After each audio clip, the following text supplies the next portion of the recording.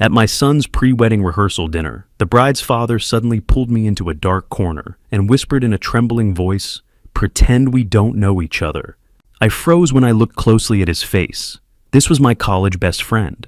His eyes were wide open, filled with terror, as if he were fleeing from a ghost. What he revealed next didn't just shock me, but thrust upon me a powerful conspiracy, forcing me to choose between my son's happiness and both our lives. Welcome to today's story. Before we dive in, drop a comment telling us where you're tuning in from. We love connecting with our global audience. Quick reminder, this narrative blends dramatized elements for storytelling and reflection purposes. Names and details are crafted for the tale, but the lessons might resonate with you. The rehearsal dinner was everything Marcus had dreamed of. Soft amber lights draped across Riverside Manor's grand hall, casting warmth over 60 guests celebrating my son's wedding weekend. The air smelled of roasted autumn vegetables and spiced cider, quintessential Virginia in October. Laughter echoed off stone walls as friends toasted Marcus and his bride-to-be Olivia. I stood near the bar with bourbon watching my son. He looked so much like Catherine, her bright eyes easy smile. 5 years since lung cancer took her, and I still caught myself turning to share thoughts with her. Tonight, I wish she could see this. Our boy 29, an architect with his own marrying a woman who seemed perfect. Olivia Sterling sat beside Marcus, radiant in cream silk. She laughed at his college buddy's joke, her hand resting on my son's arm, with casual intimacy that spoke of real love. Or so I thought. If Victor Hayes, I presume. I turned. A man in his early 60s, tall, distinguished charcoal suit with burgundy pocket square, salt and pepper hair, trimmed beard, warm smile. I recognized him from photos. Lawrence Sterling, Olivia's father. "Mr. Sterling," I extended my hand. "Great to finally meet you." His handshake was firm. "Please call me Lawrence. Marcus is a fine young man. You've raised him well." "Thank you." I gestured to the bartender. "Can I get you something that's Scotch neat?" He leaned against the bar, scanning the room with practiced ease. "Beautiful venue. Olivia's been planning this for months. She's got excellent taste." I watched him closely. Something felt off about his mannerisms. The way he held his glass. The slight head tilt when he laughed. "You know," Lawrence said quietly, his tone shifting, "this reminds me of a party years ago. Columbia University fall 1984. Hartley Hall dorm. Someone threw a celebration with god-awful punch, made from grain alcohol and Hawaiian punch." My hand froze. "Columbia, Hartley Hall, 1984. I set my glass down slowly. "What did you say?" Lawrence turned to face me, fully smile still in place, but eyes suddenly serious. "Room 314. You snored like a freight train. I covered when you missed Professor Ashford's exam, because you ate bad tacos from that truck on Amsterdam Avenue." The room tilted. "Derek?" The laugh that followed was quiet, familiar, unmistakable. Derek Morrison. My college roommate. The guy who disappeared into theater after graduation, who I hadn't seen in 15 years. "Keep your voice down," he murmured, smile never wavering. "We need to look pleasant for anyone watching."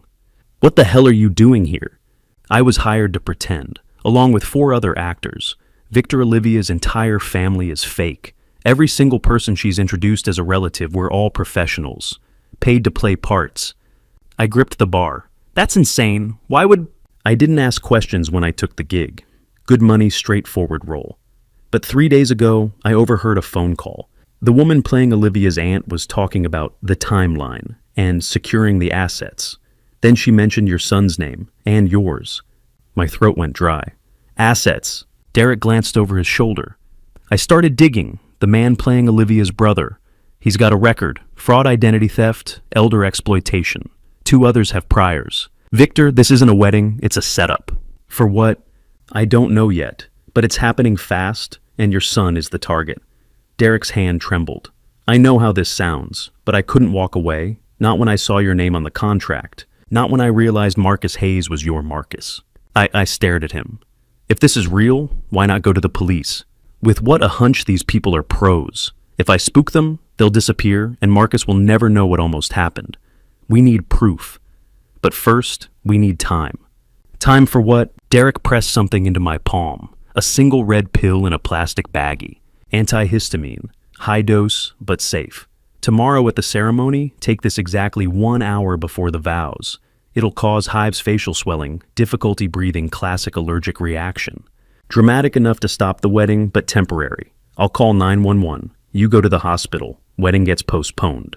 You want me to fake a medical emergency at my son's wedding. Sorry do boman saying itabao. I want you to save his life. Derek's eyes locked onto mine, filled with raw fear. I've taken jobs I'm not proud of, but when I realized this gig was dirty, that it involved you, your kid, I couldn't just walk away. Across the room, Marcus stood to give a toast.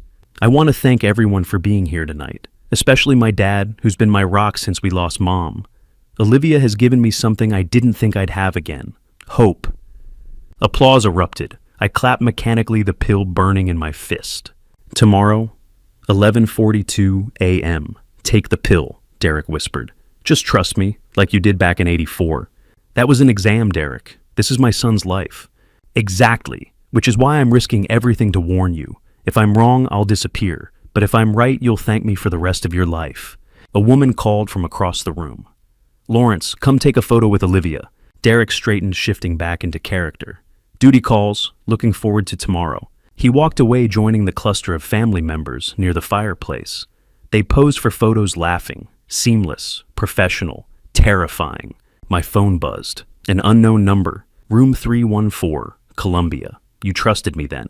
Trust me now. I deleted the message, slipped the pill into my pocket, drained my bourbon. The rehearsal dinner continued. Toasts, music, stories. Marcus danced with Olivia, both glowing with happiness. My son so in love, so convinced he'd found his future. Or his nightmare. I glanced at the clock. 10:47 p.m. I had less than 12 hours to decide if I was crazy or if my son was about to marry a monster. The morning arrived too fast. I stood in the bathroom at Pinewood Chapel, adjusting my navy tie. My hands wouldn't stop shaking. Through the walls, I heard guests filling the pews, the organ's soft prelude, excited chatter of a community gathering to witness love. Or a trap. The red pill sat in my palm. Derek's voice echoed 11:42. 1 hour before the vows. Trust me. I checked my watch. 11:41. Marcus appeared in the doorway, sharp in his charcoal suit. Dad, you okay? I forced a smile, closing my fist around the pill. Just needed a minute. Big day. I know you miss Mom today. I do too. He stepped closer, hand on my shoulder. But she'd be so happy. Olivia's everything I hoped for. Everything they designed you to hope for. I love you. You know that, right? Of course, Marcus laughed. You're acting like I'm going off to war. It's just a wedding. Just a wedding. Go on, I'll be out in a second. He left. I locked the door and swallowed the pill dry.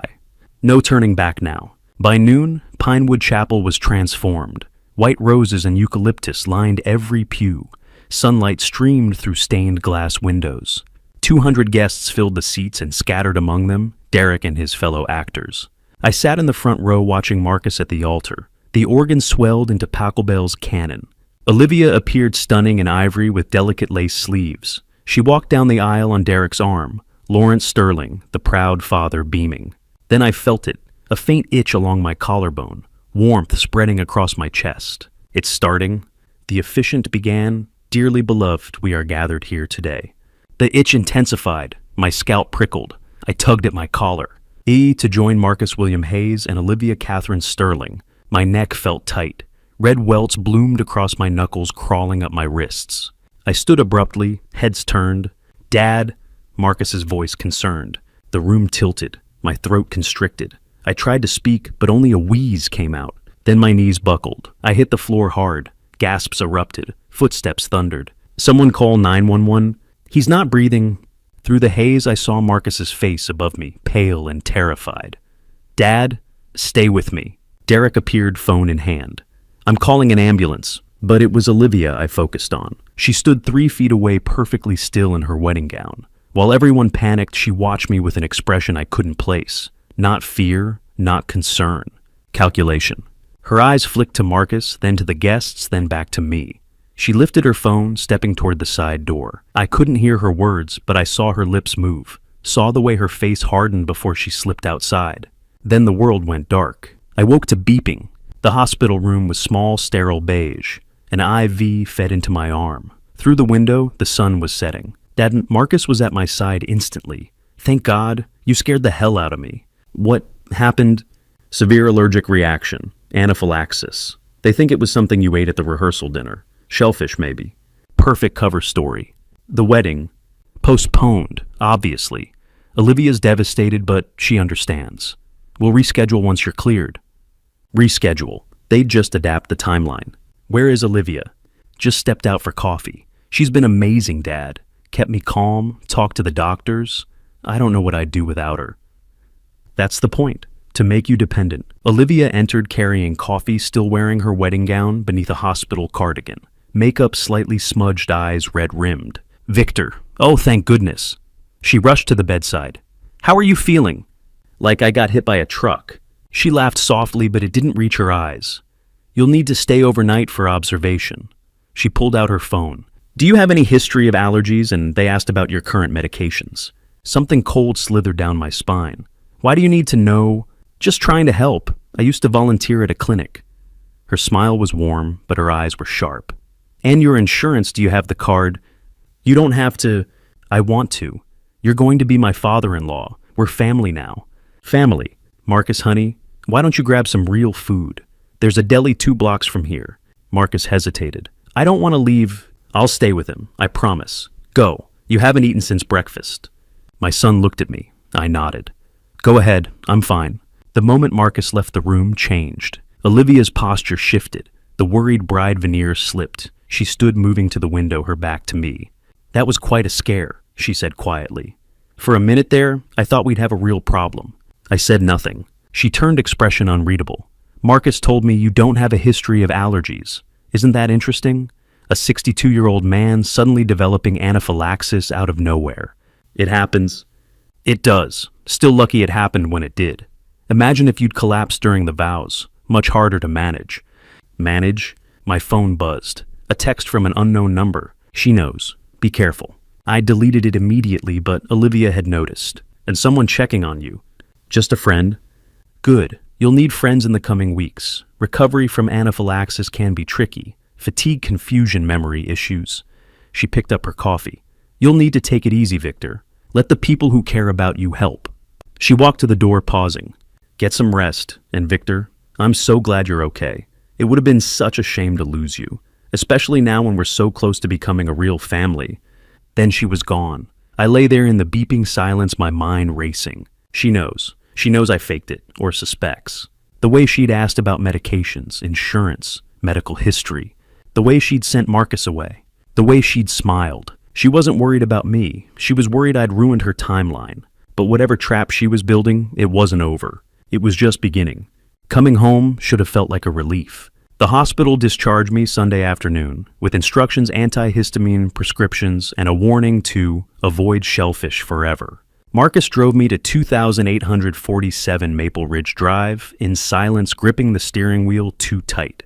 Dad, I'm so sorry, he said for the 5th time. I should have been more careful with the menu. Marcus, it's not your fault. These things happen. These things were orchestrated. He helped me inside, hovering. The house smelled of wood polish and Catherine's lavender sachets. Then I heard claws on hardwood. Bailey came limping around the corner. My 15-year-old golden retriever, Catherine's gift before cancer, moved slower now. Arthritis in his hips, deaf in one ear, but his tail wagged with puppy enthusiasm. Hey, buddy! I knelt, running my hands through his fur. He leaned into me, groaning contentedly. He's been moping since yesterday, Marcus said. Wouldn't eat until I sat with him. Catherine used to say Bailey was the best judge of character. If Bailey doesn't like someone, neither do I. I wondered what Bailey would make of Olivia. Marcus's phone buzzed. Damn, work emergency. I need to handle it before Monday. He looked torn. Dad, I can stay. Go, I'm fine. Bailey's here. After he left the house, felt too quiet. I settled on the couch, Bailey at my feet. The doorbell rang. Olivia stood on my porch holding a Tupperware container. I made chicken soup, she said, stepping inside before I could object. Marcus said you were home alone. I couldn't leave you without a proper meal. Dressed casually, jeans, cream, sweater, ponytail. The concerned fiancé. That's very kind, but Victor, please, we're going to be family. She moved to the kitchen. Where do you keep your bowls? Second cabinet on the left. She moved through my kitchen like she'd been there 100 times. Bailey watched from the doorway, tail still, expression unreadable. Such a sweet dog, Olivia said. How old? 15. That's impressive for a golden. He must be slowing down. Her tone was light, but the way she looked at Bailey made my stomach tighten. She ladled soup, set it before me. I'll get water. Where are your glasses? Cabinet by the sink. She filled a glass. Where's your bathroom? I should wash my hands. Down the hall, first door on the right. She disappeared. 3 minutes passed. 5. I moved quietly down the hallway. The bathroom door was ajar, faucet running. When I peeked through, Olivia wasn't washing her hands. She was opening my medicine cabinet. I watched her examine every bottle, reading labels, checking dosages, taking photos. Aspirin, old blood pressure medication, yesterday's antihistamines. She even rummaged through the drawer beneath the sink. Making sure you have everything you need, she murmured. I barely made it back to the table in time. All set, she said brightly. How are you really feeling? Any dizziness? Just tired. That's normal. Anaphylaxis takes a lot out of you. She leaned forward. You'll need to take it easy for a week. I'd like to help out more light cleaning meal prep, just until you're back on your feet. Access to the house. That's not necessary. I insist. Oh, and Marcus mentioned you keep important documents in your home office. I'd be happy to organize them, just in case. Just in case of what? Well, after yesterday's scare, it's smart to have your affairs in order. You never know. The casual way she said it made my blood run cold. My office is private. Of course. She stood, moving toward the living room, pausing by the bookshelf. You have a safe, don't you? For important documents, Catherine's things. She's fishing, looking for assets. I should let you rest, she said, moving to the door. Call if you need anything. Oh, and Victor, you might want to replace the batteries in your smoke detectors. I noticed one beeping. She hadn't been upstairs. She's lying, covering for snooping. I waited until she drove away, then locked every door and window. Then I heard her voice from the back porch, faint, muffled. She'd circled around, and I pressed myself against the wall, listening. And stronger than we thought, Olivia was saying, voice stripped of warmth. The hospital didn't slow him down. He's alert, suspicious. I couldn't get into the office. A pause. She was listening to someone. Fine, move to plan B. I'll play the concerned daughter-in-law card. Marcus won't question it. Another pause. The dog's old, 15 years. If it becomes a problem, if it starts reacting to me, I'll handle it. One less thing to worry about. My heart stopped. The dog? Timelines push back 2 weeks, maybe 3. But I need you to send the supplies sooner. Supplies? What supplies? Tell Ryan to stay out of sight. The old man's paranoid enough already. Ryan, another accomplice. I watched through the window as she climbed into her BMW, face hard and calculating. The moment she left, I collapsed into a chair. Handle the dog. Plan B, supplies, Ryan. Bailey rested his head on my knee. I buried my fingers in his fur. They were coming for me, for my assets, for my family. And if Bailey got in the way, they'd remove him. I called Derek. He answered on the first ring. Victor, you were right about all of it. She was just here going through my medicine cabinet, asking about my safe. And Derek, she mentioned Bailey. Said if he becomes a problem, she'll handle it. Long silence. We need evidence. Can you get cameras? Hidden ones, Dahlstert, cameras. If she's planning what I think we need proof, I'll help you set them up. But Victor, don't let that dog out of your sight, not for a second. I looked at Bailey, his brown eyes trusting. Catherine's last gift. I won't, I promised. I'll come tomorrow night. We'll figure this out. I sat in the dimming light, Bailey beside me, my house suddenly feeling like a trap. Plan B, handle the dog. Every instinct screamed, this woman was hunting my family. And I was running out of time to stop her. Derek arrived at 8 o'clock Monday night, dressed as a cable repair technician. Navy jumpsuit, tool belt, clipboard. If neighbors were watching, they'd see routine maintenance, nothing suspicious. Marcus had left for a late meeting. The moment his car turned the corner, I texted Derek. Coast is clear. He was at my door in 10 minutes. You look like hell, Derek said, setting down a black duffel bag. I haven't slept since Sunday. She was here yesterday going through everything, asking about my safe medications insurance. I know. That's why we're doing this. Derek pulled out 3 small devices. Wireless micro cameras, battery life 72 hours. They'll feed directly to your laptop. He moved efficiently through my house. Kitchen first camera, positioned inside decorative molding. Angle it toward the counter. If she comes back, this'll catch everything. She will come back. Good. Letter. Second camera in the living room, wide angle. Third in my office. She asked about your safe, right? She'll try to get in eventually. 20 minutes later, Derek showed me how to access the live feed save footage encrypt files. When you see something and you don't react, don't confront her. We need evidence that'll hold up. He gripped my shoulder. Can you watch someone hurt the people you love and do nothing? I thought of Marcus, of Bailey, of Catherine's memory. Yes, I said, I can. Derek left through the back door, disappearing into the darkness. Tuesday morning, I woke to a key turning in my front door lock. 7:15 a.m. Marcus had left an hour ago. Olivia. I closed my eyes, pretending to sleep, laptop hidden beneath a pillow. Bailey lifted his head from my feet. Through barely open eyelids, I watched her move through my living room, glancing at me, then toward the kitchen. I reached for my phone, opening the camera app. The kitchen feed loaded. Olivia stood at my counter. She glanced over her shoulder, then pulled something from her purse. A small amber pill bottle. My heart slammed. She shook 3 white pills into her palm, picked up my coffee mug, the world's best dad mug Marcus had given me, and pressed a spoon against the pills, crushing them into powder.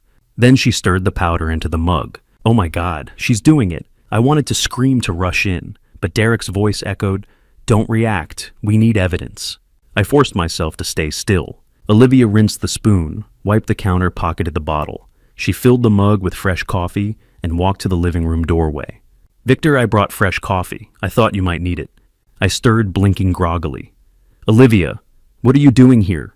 I was worried about you. Marcus mentioned you didn't sleep well." I followed her to the kitchen. She handed me the mug, Marcus's gift, and watched like a hawk. "Drink up. You need your strength." I lifted it to my lips, then lowered it. "Too hot? Let me brush my teeth first." Her smile tightened. I walked to the bathroom, closed the door, and poured the entire mug down the sink. Ran hot water, scrubbed it with soap. When I returned, Olivia was checking her phone. "You know what, I'm not really hungry. Still feeling off from the hospital." Her eyes flicked to the empty mug. "You didn't drink any..." I rinsed it out, tasted stale. For a moment, her mask slipped. Frustration flashed across her face, cold, calculating, dangerous. Then she smiled. "No problem. I should get to work." After she left, I pulled up the footage, rewound, watched. Clear, undeniable evidence. I saved the file, encrypted it, copied it to a USB drive. A crash from the kitchen. Bailey. I ran. Bailey was on the tiles legs, convulsing, foam bubbling from his mouth. His eyes rolled back, body jerking in violent spasms. No Bailey. Then I saw it. The coffee mug knocked over, brown liquid pooled on the tiles. Bailey must have jumped up, lapped it up. The poison coffee. Oh God. I scooped him into my arms and ran for my car. Ashford Animal Hospital was 15 minutes away. I made it in 8. Dr. Mitchell met me at the door. "What happened?" "He got into medication, pills, I don't know how many. Please help him." 2 hours later, she emerged exhausted. "He's stable, but it's bad. He ingested a high dose of alprazolam, nearly fatal for a dog his size." "Will he be okay?" She hesitated. "He's alive, but there's damage. He's lost vision in his left eye, likely permanent, and his kidneys took a significant hit. He'll need medication for the rest of his life. Can I see him?" "Give us another hour." I brought Bailey home at 6 o'clock. He was wrapped in a blanket bandage covering his left eye, trembling in my arms. Marcus was waiting on the porch, face white. "Dad, what happened?" "He got into old medication. My fault." "We should call Olivia." "No." The word came out sharp. "Let's not worry her." After Marcus left, I sat beside Bailey's bed, running my fingers through his fur. He opened his remaining eyebrow, trusting, forgiving, and his tail thumped weakly. "I'm sorry, buddy," I whispered. I pulled up the footage again. Olivia crushing the pills, stirring them into my coffee. Smiling. I saved 3 copies, backed them up, sent one to Derek. She'd poisoned my best friend, Catherine's last gift, a 15-year-old dog who'd never hurt anyone, without hesitation, without remorse. Next time, the dose would be for me. I couldn't stop staring at the footage. Tuesday afternoon, Bailey asleep with his bandaged eye, I sat replaying the video for the 20th time. Olivia crushing the pills, the powder dissolving, her smile. The footage proved she'd tried to harm me, but not why, or who she really was. My phone buzzed. A text from Derek. "Found someone who can help. Ex-FBI, Thomas Wright. Want his number." I called immediately. "Who is he?" "Former FBI Financial Crimes Unit. 20 years tracking fraud, identity theft, elder exploitation. If anyone can figure out who Olivia really is, it's him. Can I trust him?" "With your life." An hour later, I sat across from Thomas Wright in a corner booth at a coffee shop, my laptop open between us. Thomas looked exactly like someone who'd spent decades hunting criminals' lean, sharp-eyed, salt and pepper hair cropped close. He wore a navy jacket, reading glasses perched on his head. "Mr. Hayes, Derek said you have a situation."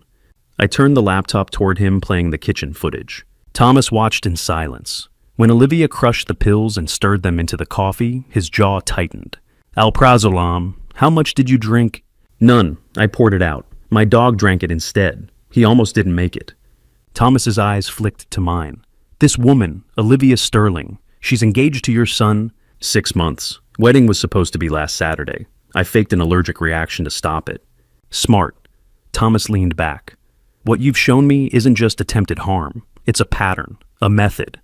I've seen it before. If Olivia Sterling is who I think she might be, your son is in serious danger.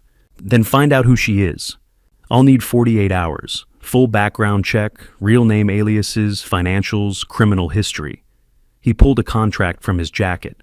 "My retainer is $5,000. I didn't hesitate. I signed and wrote the check. "One more thing," Thomas said.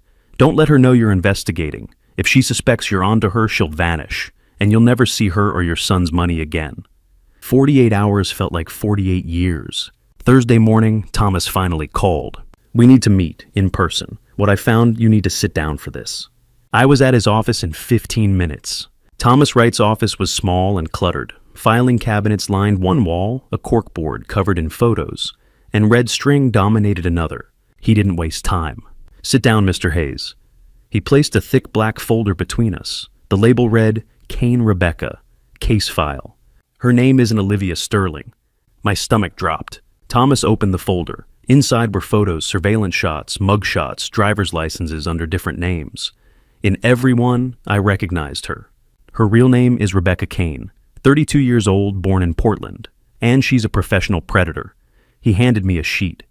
18 confirmed victims across 7 states over 8 years, $52 million stolen. She targets wealthy individuals, usually widowers, or their adult children, people who are vulnerable, lonely, grieving. I stared at the document. 18, 52 million. She uses fake identities, pediatrician, hospice nurse, whatever fits the target. She builds trust but moves fast engagement within months. She isolates the victim, gains access to finances, and then she medicates them. Then medicates benzodiazepines, small doses at first enough to cause confusion and memory loss fatigue. The victim thinks they're just getting old. She plays the concerned partner, suggests they see a doctor, usually one she's paid off. Diagnosis: dementia, anxiety disorder. She gets power of attorney, then she drains everything. My hands were shaking. And the victims... Thomas's face darkened.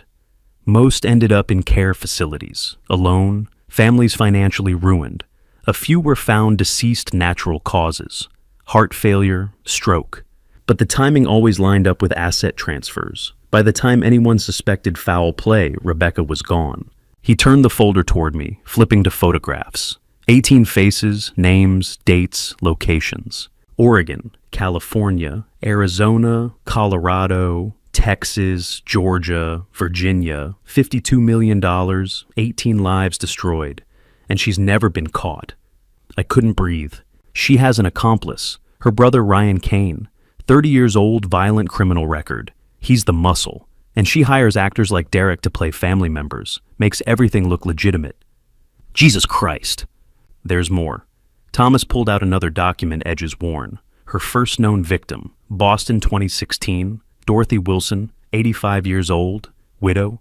Rebecca posed as a pediatrician, befriended Dorothy's grandson. She gained access to Dorothy's finances and stole $4.2 million. He paused, voice dropping. Dorothy Wilson was my grandmother. The room went silent. She raised me after my parents passed away, gave me everything, put me through college, supported me through Quantico. His jaw tightened. When Rebecca took her money, Dorothy couldn't afford the care facility she'd planned for. She ended up in a state-run home, underfunded, understaffed. By the time I found out, she was already gone. Thomas, I'm so sorry. It gets worse. He pulled another photo. A young man smiling. My cousin, Dorothy's other grandson. He'd introduced Rebecca to Dorothy. He blamed himself. Depression. Guilt. 2 years later, he took his own life. I felt punched in the chest. I left the FBI in 2018, devoted everything to finding her. I've been chasing Rebecca Kane for 8 years. Thomas looked at me, eyes red-rimmed. Your son fits her profile perfectly. Single late 20s successful, recently lost a parent. She's been grooming him for months. She's planning to make Marcus victim number 19. He tapped the folder. This woman has destroyed 18 families, taken $52 million, and she's never spent a day in prison. I stared at the corkboard. 18 faces, trusting, smiling, gone. What do we do? I whispered. Thomas stood beside me. We stop her. We gather every piece of evidence we can. We build a case so airtight she'll never see daylight again. And Victor, we make sure Marcus never becomes a photo on this wall. My son was about to become number 19. Not if I could help it. Thomas's words wouldn't leave my head. She'll escalate. When the first dose doesn't work, she'll increase. That's the pattern. You're watching the blueprint unfold in real time. Wednesday evening, I sat in my darkened living room laptop, opened 3 camera feeds glowing. Bailey slept beside me, his bandage eye a constant reminder. I'd barely slept since meeting Thomas. Every time I closed my eyes, I saw those 18 faces. Dorothy Wilson, David Morrison, Margaret Sullivan. Not Marcus, not my son. At 8:30 p.m., headlights swept across my window. I opened the door before she could knock. Olivia, I know I'm sorry to drop by so late. She stepped inside holding a ceramic travel mug. Marcus asked me to check on you. I made you chamomile tea, my mom's recipe. It always helps me sleep. Your mom, the actor Derek hired, the woman who doesn't exist.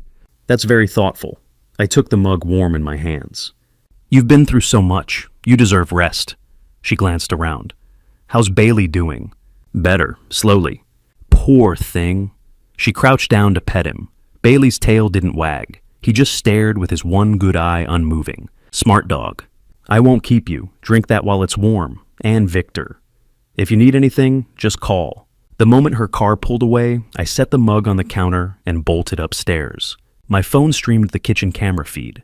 3 minutes passed, then the back door opened. Olivia stepped inside, moving quietly. She glanced toward the stairs, then pulled a pill bottle from her jacket. She opened the mug I'd left to cool down, shook 6 white pills into her palm, and pressed them against the granite with a spoon, crushing, grinding. 6 pills, double the dose. She scraped the powder into the tea, stirred, then tasted, her face twisted, bitter. She found the honey jar, added a generous drizzle, stirred again, nodded. Then she rinsed the spoon, wiped the counter, and slipped out the back door. I sat on my bed staring at the footage, hands trembling. 6 milligrams, enough to sedate a grown man for hours. I waited 10 minutes, then poured the tea down the sink and scrubbed the mug. I saved the footage and sent it to Thomas. She doubled the dose. 6 pills, chamomile tea, caught on camera. His response came in seconds. Pattern confirmed. She's escalating. Stay sharp. Keep playing your part. Thursday morning, the doorbell rang. Olivia stood on my porch with 2 bags of groceries. Good morning. I was at the store and thought I'd grab a few things for you. Olivia, you didn't have to. I wanted to. She brushed past me, unpacking. How did you sleep? Did the tea help? Like a rock. The lie came easily now. She chatted about the weather, Marcus's work, the rescheduled wedding. Everything normal. Then casually, by the way, did you call the insurance company like we talked about yesterday? I froze. What? The insurance company. Remember, you said you needed to update your beneficiaries. We sat right here and went over it. We never had that conversation. I don't remember that. Her expression shifted. Concern, pity. Victor, we talked about it for 20 minutes. You even wrote yourself a note. She pointed to my notepad. Blank. You said you called this morning. Maybe I forgot. I'm sorry. I've been distracted. Hey, it's okay. She stepped closer, hand on my arm. You've been through a lot. Stress can really affect memory. It's completely normal. Normal. She's making it sound normal. I'll call them today. Good. I'll text Marcus, let him know you're on top of it. Of course she'll tell Marcus. Marcus showed up at noon with sandwiches. Lunch delivery. Figured you could use company. We ate in silence. Then Marcus glanced up. Olivia texted. She said you forgot about calling the insurance company. The conversation you two had yesterday. I've been tired. Things are a little fuzzy. Dad, it's not just that. She said you've been forgetting other things too. Conversations, appointments. His voice was gentle. My grandmother, Olivia's grandmother, she had early signs of memory issues around your age. Maybe it's worth getting checked out. just to be safe. I wanted to scream. I wanted to tell him, she's lying. She's a predator. She's poisoned 18 people, and she's coming for you next. But Thomas's voice echoed, don't break cover. If she knows, she'll vanish. So I said, maybe you're right. Let's wait a bit, see how I feel.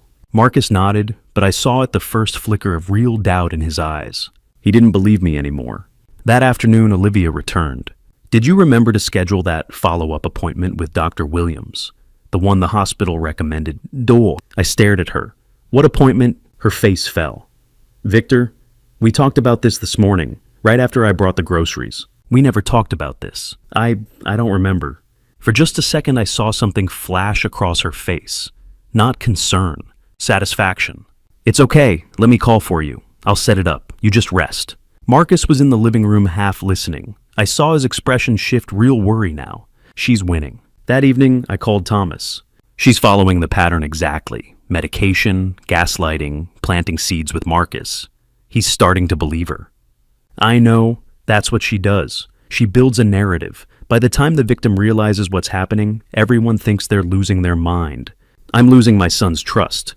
You're protecting your son. Thomas's voice was firm. We need more evidence. The fake diagnosis. The forged power of attorney. That's when we have her. I close my eyes, Bailey's weight against my leg grounding me. She's rewriting my reality, and Marcus is buying it. Then keep playing the part. Pretend to be confused. Let her think it's working. We're close, Victor. Don't break now. I hung up. I pulled up the camera footage again. Olivia crushing the pills, stirring the tea. Her face when she thought no one was watching was cold. Empty. And somewhere across town, my son was worrying about his father's failing mind. She was rewriting my reality, and my son was starting to believe her version. The doorbell woke me at 10 o'clock Friday morning. I had been up most of the night reviewing camera footage and going over Thomas's files, memorizing every detail of Rebecca Kane's pattern: medicate, gaslight, fake diagnosis, power of attorney. We were on step 3. I opened the door to find Olivia standing beside a man I had never seen before. He was in his early 60s with silver hair neatly combed, wearing a charcoal suit with a crisp white shirt. A leather medical bag hung from his shoulder. He looked every inch the seasoned physician. Olivia's smile was warm, but I saw the steel beneath it.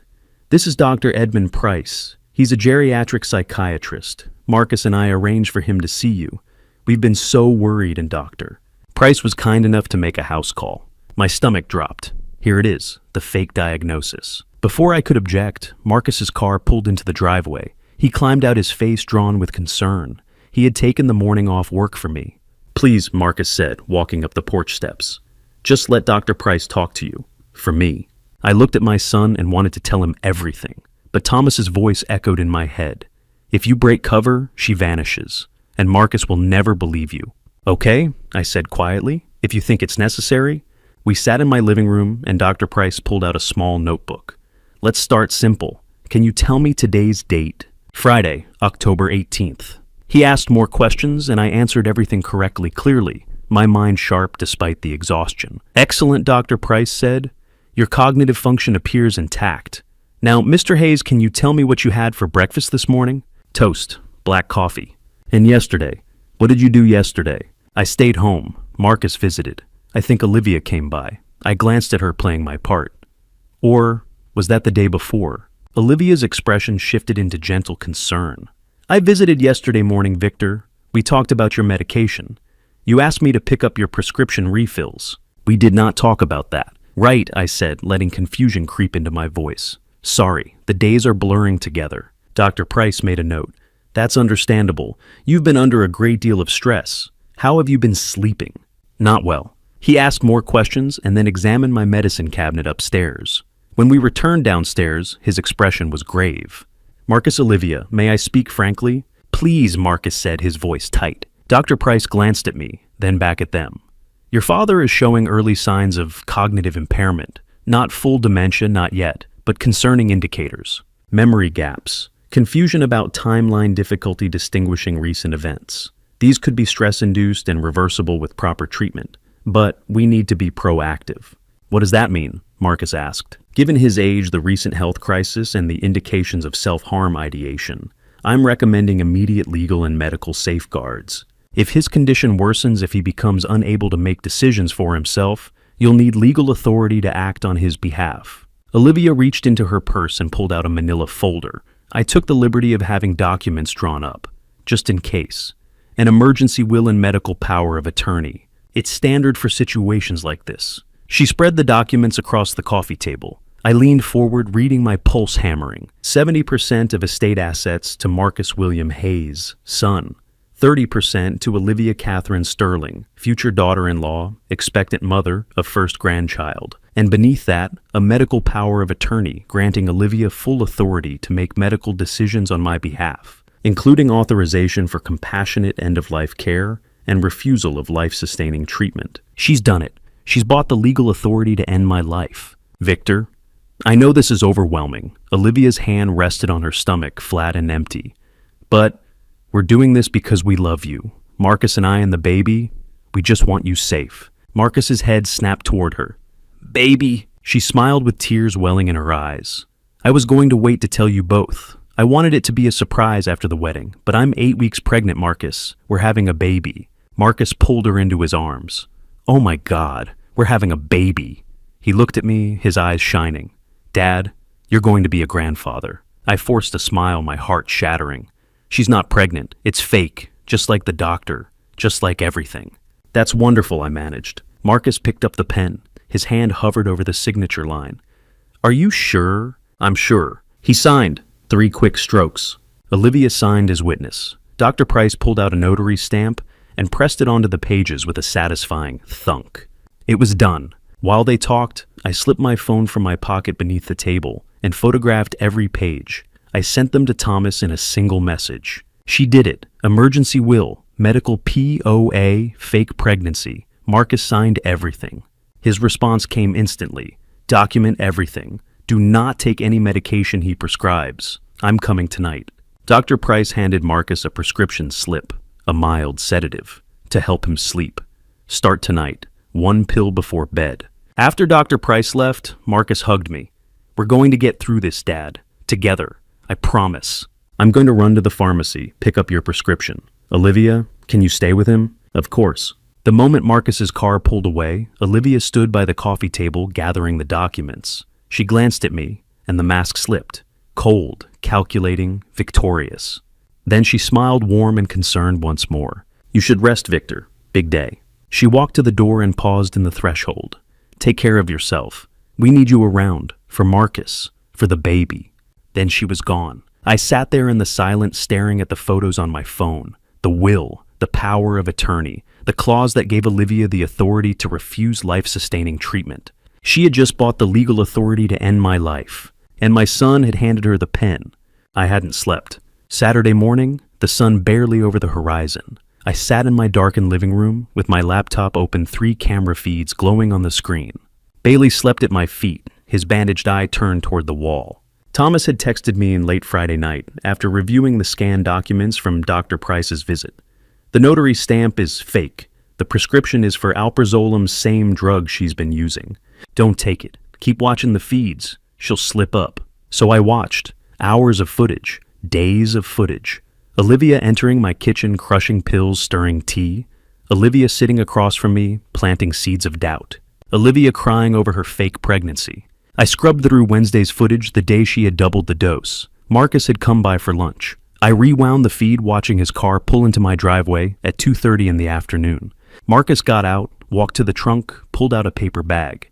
But before heading to the house, he paused, stood by the driver's side door staring at something in his hand. I zoomed in. The footage was grainy, but I could make out the shape. A small amber bottle. A pill bottle. Marcus stood there for nearly a minute, turning it over in his hands. Then he pulled out his phone, taking a photo. My pulse quickened. He pocketed the bottle, grabbed the lunch bag, and walked to my door. I remembered greeting him. He had smiled, hugged me, acted completely normal. But before that, he had sat in his car. I fast-forwarded the feed too, after he left, 4:30 in the afternoon. Marcus walked back to his car, climbed into the driver's seat, and didn't move. For 5 full minutes, he sat there. Then he opened the glove compartment, shoved something inside, and sat with his head in his hands. Marcus found something. 3 days ago. Marcus kept a spare key to his car on the hook by my back door. He was at work now. Saturday shift at his firm, some project deadline he couldn't miss. I grabbed the key. His car was parked in my driveway where he had left it last night. I unlocked the door, slid into the driver's seat. I opened the glove compartment, insurance papers, a car manual, a handful of crumpled napkins. And there pushed to the very back corner, a small amber pill bottle. I pulled it out, my hands trembling. The label read, Alprazolam 1 milligram. Quantity 30 tablets. Prescribed to Sarah Mitchell. Filled March 2022. Expires March 2024. Empty, every pill gone. Sarah Mitchell, not Olivia Sterling, not Rebecca Kane. Another alias, another fake name. Marcus had found this in Olivia's purse 3 days ago. He had taken a photo. He had hidden it in his car. And he had never said a word. I pocketed the bottle, locked the car, and walked back inside on legs that felt like rubber. I called Thomas the moment I was through the door. I found something, an alprazolam bottle, empty. Prescribed to Sarah Mitchell. Marcus had it hidden in his car. Since Wednesday. A long silence on the other end. He found it and didn't tell you. No, he hid it. I saw him on the camera footage. He took a photo of it, shoved it in his glove compartment, and never mentioned it. Why? I don't know, but I need to see what happened. I'm going back through the footage. I hung up and pulled up Wednesday's feed. Wednesday 9 in the evening. I had been asleep by then, exhausted and unaware, but the cameras had kept recording. Marcus's car pulled into my driveway. Olivia's white BMW was already there. She had come to check on me after I had gone to bed. I fast-forwarded to the audio feed from my front porch camera. Muffled voices, then clearer Marcus and Olivia standing just outside my door. Marcus low and tense. Olivia? What is this? Olivia surprised. What? Marcus speaking firmly.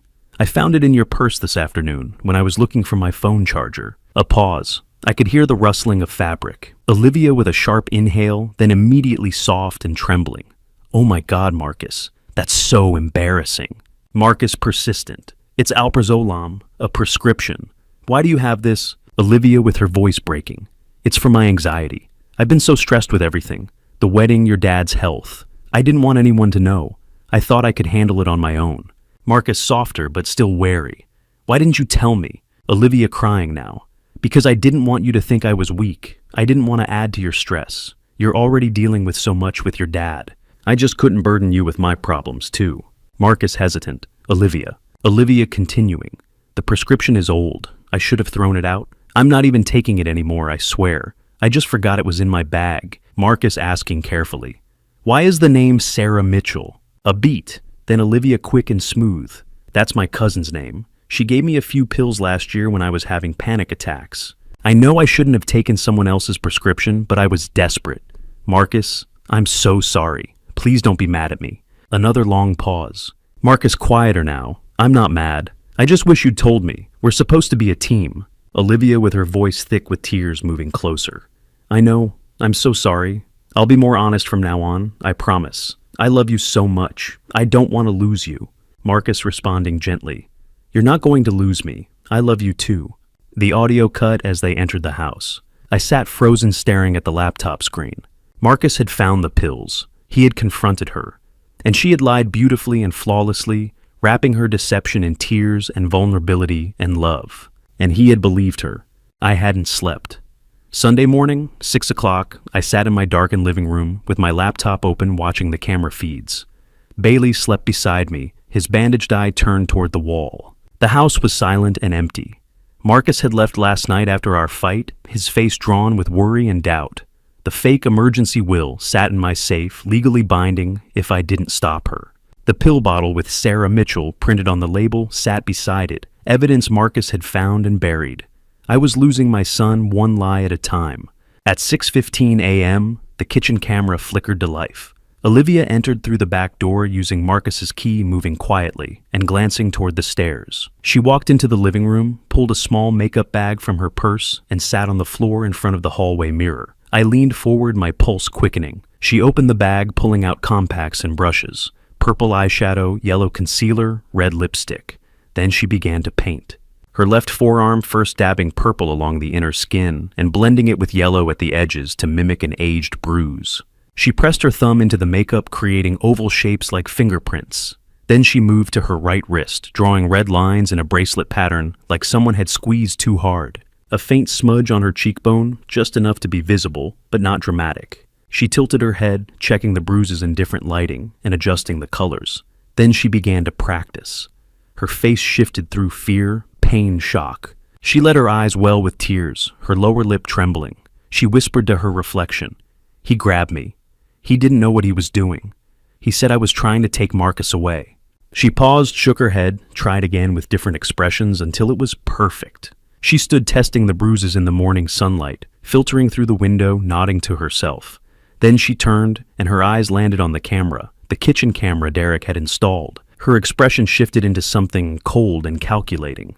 She pulled out her phone, opened an app, and the kitchen feed flickered into static. She walked to the camera, pulled out an aerosol can, and sprayed directly onto the lens. The feed went white, then dark. She smiled to herself, pocketing the spray can and murmuring, "No witnesses." Then she walked out the back door, climbed into her BMW, and drove away.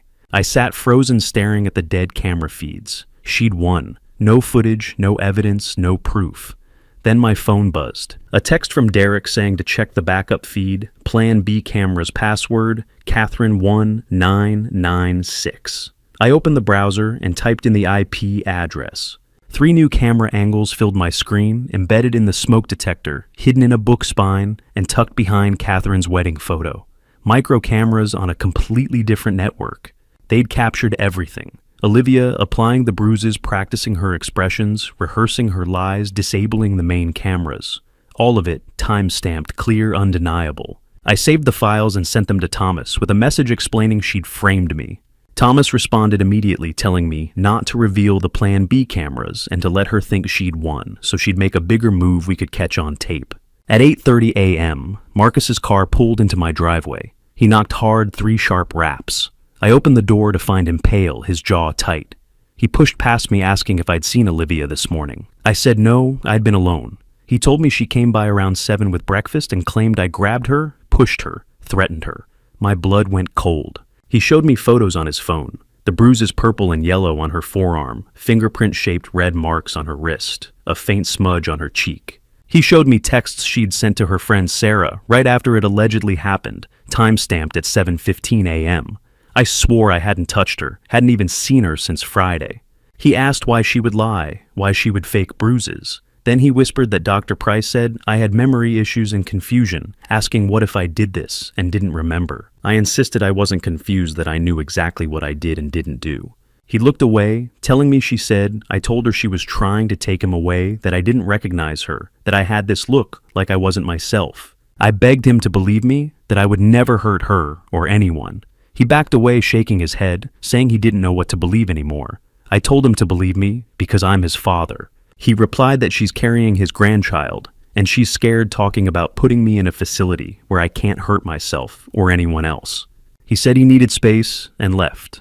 The door closed with a soft click that echoed like a gunshot. I collapsed onto the couch with Bailey resting his head on my knee. She'd turned my son against me with makeup and lies, and I had no way to tell him the truth, not yet. Not until we had her on tape attempting something undeniable, something even Marcus couldn't explain away. I hadn't slept since Sunday morning, 36 hours, maybe more. Time had blurred into a haze of camera feeds and coffee, and the crushing weight of my son's absence. Marcus hadn't called or texted in 24 hours, the longest we'd ever gone without speaking. Monday night, 8:45 p.m. I sat in my darkened living room with my laptop open, Plan B camera feeds glowing on the screen. Bailey slept beside me, his bandaged eye turned toward the wall. I'd replayed the footage a dozen times, watching Olivia paint bruises onto her skin and practice her scared face. Marcus had believed her. My phone buzzed with a text from Thomas, saying she'd escalate fast now that Marcus was pulling away and she was losing control, that the murder attempt was coming, and I needed to watch the feeds and be ready. At 8:47 p.m. headlights swept across my front window. Olivia's white BMW pulled into my driveway. She didn't get out, just sat there with the engine idling. I switched camera angles, but none covered the driveway. Then I remembered the directional microphone Thomas had suggested weeks ago, a small parabolic mic mounted under my front porch eave and aimed at the driveway. I opened the audio interface on my laptop and cranked the volume. Her voice came through cold and businesslike.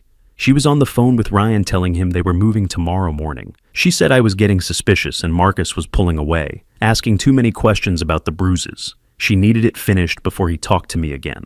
She told Ryan to order the digoxin tonight, that she needed it by 6 a.m. tomorrow, 4 milligrams enough to stop my heart within the hour and make it look like natural cardiac arrest. No one would question it given my age, recent health scares, stress, and supposed cognitive decline. She continued explaining that the will was signed, Marcus was executor, but she was back up with medical power of attorney. Once I was gone, she'd comfort Marcus, play the grieving daughter-in-law, and settle the estate within 6 months. $18.5 million with 30% going to them, $5.55 million total. She detailed her plan to dose my morning coffee at 7:30 a.m. while I was in the shower. She had a key and would crush the pills and stir them into the programmable coffee pot. I drank 2 cups every morning, so 4 milligrams would be in my system before I finished the first cup. By 9 a.m., I'd be experiencing chest pain, arrhythmia, and shortness of breath. She'd call 911, play the panicked daughter-in-law who found me collapsed. Paramedics would assume heart attack, and I'd be gone before reaching the hospital. Marcus would never know. When Ryan questioned the risk, she insisted there was none, because she'd disabled my cameras yesterday. No evidence, no witnesses, just an old man with a bad heart who finally gave out. Then she said something that made my blood freeze. She'd done this before. She told Ryan to get the digoxin by 6 a.m. at the same drop point they used in Denver, and after this one, they'd disappear. The call ended. Her car backed out and vanished into the night.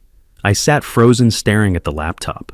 She'd just ordered my execution for tomorrow morning, 7:30 a.m., in 10.5 hours. My hands moved on autopilot, saving the audio file in 3 copies, and sending it to Thomas with the subject line, "Murder Plan." He responded immediately saying he'd call Detective Morrison to set the trap at my house. I'd wear a wire, and when she poured the digoxin, they'd move in.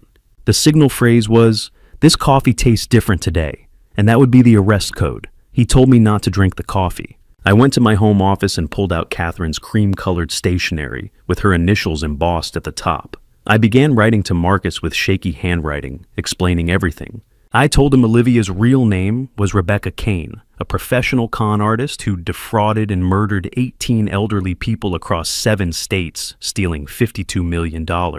I was supposed to be number 19. I explained the alprazolam she used to harm me, the fake bruises. I had video footage of her applying the fake doctor. I told him about Thomas Wright and all the evidence we'd gathered. I explained why I couldn't tell him sooner, that she'd manipulated him so perfectly he wouldn't have believed me. I apologized for having to lie, and told him not to let grief stop him from living, that his mother would be proud of him. I folded the letter into an envelope marked "Marcus open only if I don't survive," and placed it in my safe next to the pill bottle, USB drives, and Thomas's file on Rebecca Kane. Derek called, saying he'd heard from Thomas and would be at my house at 6 a.m., hidden in the guest room as backup. 10 minutes later, Thomas called with the plan. Detective Angela Morrison was coordinating with plainclothes officers in unmarked cars parked 2 blocks away. I'd wear a wire and act normal when Olivia entered, pretending to go upstairs for a shower. She'd dose the coffee while I was gone. When I came back down and poured a cup, I'd say, "This coffee tastes different today," and officers would breach within 30 seconds. Thomas said we'd call Marcus after the arrest and show him everything that he'd understand and forgive me for saving his life. I didn't rest. I sat on the couch with Bailey curled against me, watching the minutes tick by. I set 3 alarms for 6 o'clock, 6:30, and 7 o'clock a.m. The house was silent except for the laptop, hum camera feeds capturing empty rooms and dark hallways. Tomorrow, those rooms wouldn't be empty. Tomorrow, Olivia would walk through my door with 4 milligrams of digoxin and a plan to end my life. I whispered into the darkness with my hand resting on Bailey's warm fur. "Tomorrow, buddy. Tomorrow we fight back." She'd ordered my execution. I had one night to make sure she was the one who ended up in handcuffs. I wasn't going to sleep. It was 12:30 a.m., 7 hours, until Olivia arrived with 4 milligrams of digoxin and a plan to end my life. I lay on the couch with Bailey curled against my side, his warmth the only thing keeping me grounded. The laptop sat open on the coffee table, with Plan B camera feeds running, showing the empty kitchen, dark hallway, and silent house. Then headlights swept across the living room window. A gray pickup truck with Virginia plates pulled into my driveway, not Olivia's white BMW. The driver's door opened and a man stepped out 30s with a muscular build and dark hoodie pulled up, carrying a duffel bag slung over his shoulder. He moved with the easy confidence of someone who'd done this before. Ryan Kane. I recognized him from Thomas's file, describing him as 6'1", 200 pounds, with a criminal record for assault, extortion, and intimidation, Rebecca's enforcer, and muscle. He walked toward my front door without hurrying or hesitating, moving like he owned the place. I grabbed my phone ready to dial 911, but Ryan didn't knock or ring the bell. He stopped at the door, looked up at the living room window right at me, and crouched down. I heard the soft scrape of paper sliding under the door. Then he stood, made eye contact with the window. One more time, walked back to his truck, and drove away.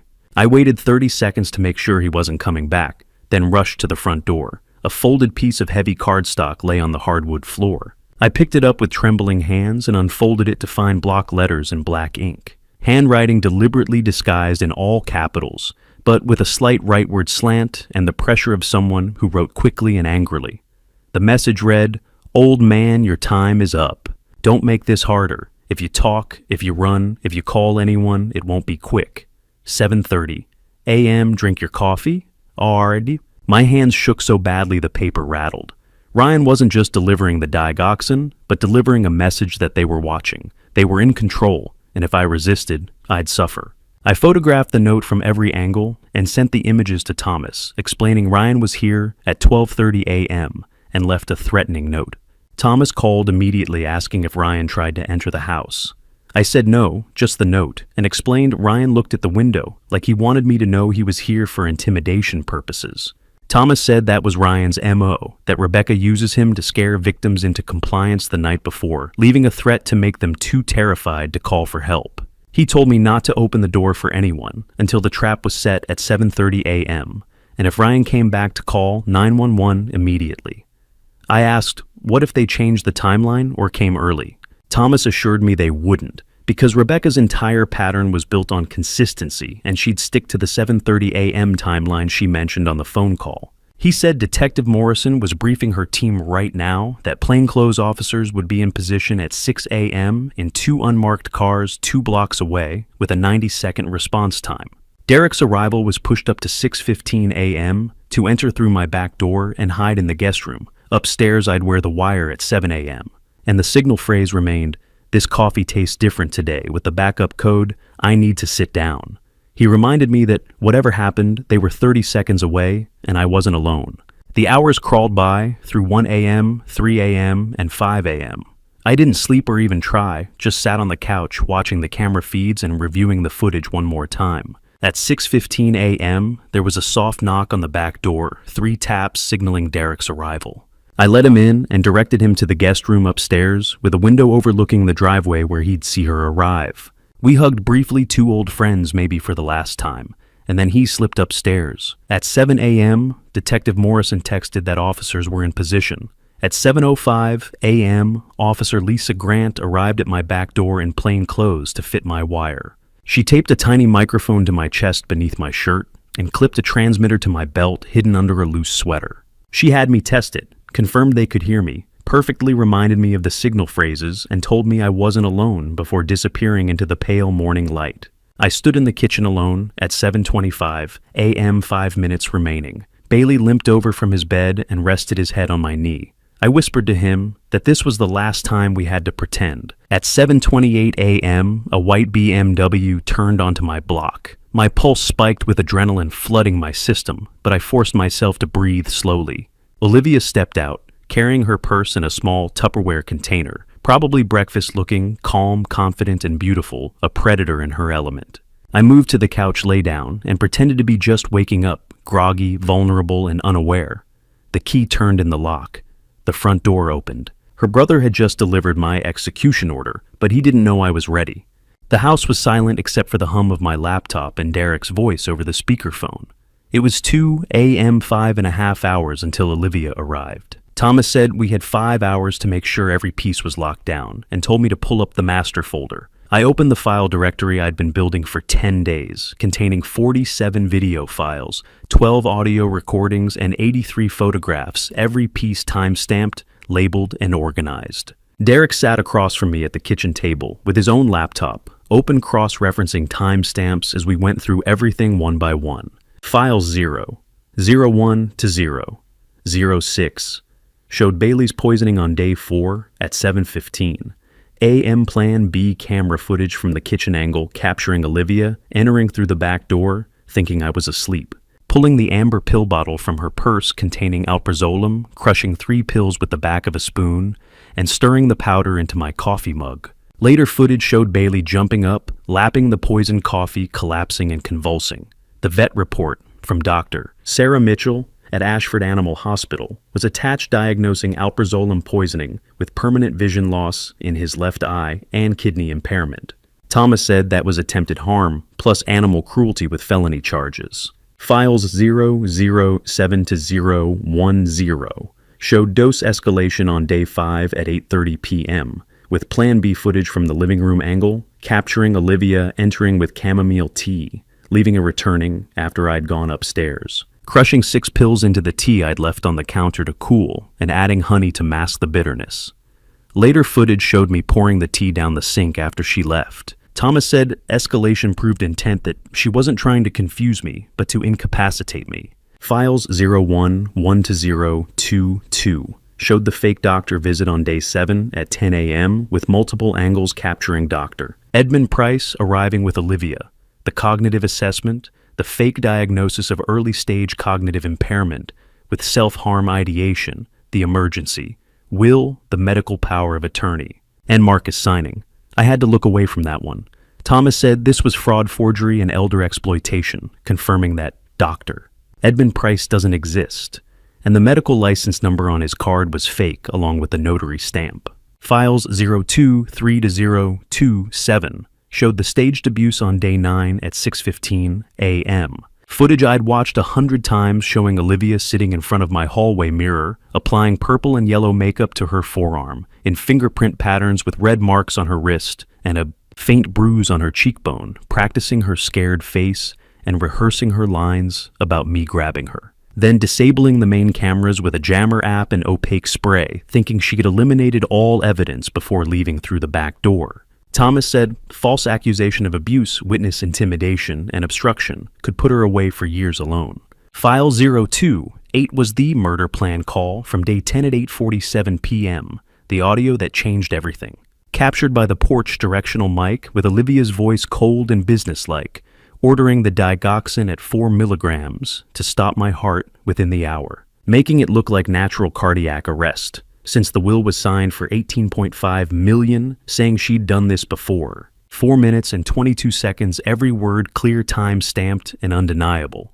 Thomas said conspiracy to commit murder for hire with federal charges meant life sentence with no parole. File 029 to 036 showed Ryan's threatening note from day 11 at 12:30 a.m. with 8 angles and close-ups of the handwriting signature and timestamp visible in my phone screen corner. Thomas said, witness intimidation conspiracy and accessory to attempted murder meant Ryan was going down with her. By 4 a.m., we'd compiled everything into a master evidence file with Thomas building a 200-page briefing packet for Detective Morrison containing victim profiles, financial forensics, Rebecca Kane's criminal history, and annotated transcripts. He said he'd have it to her by 6 a.m. and she'd present it to the district attorney the moment Rebecca was in custody, that this was bulletproof and no jury would acquit. I couldn't rest.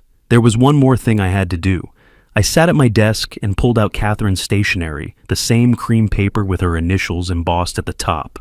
This letter was different for when Marcus woke up and learned the truth.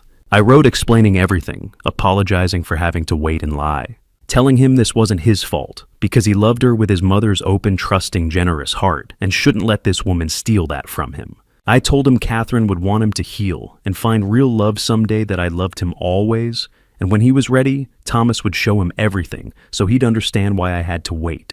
I asked him to forgive me for lying and to forgive himself for loving her, adding a postscript to take care of Bailey. I folded the letter, sealed it in an envelope marked Marcus Reed after arrest, and placed it in the safe beside the other evidence. At 7:15 a.m., I saw a white BMW turning onto my street through the kitchen window. My heart slammed against my ribs, but I forced myself to breathe slowly.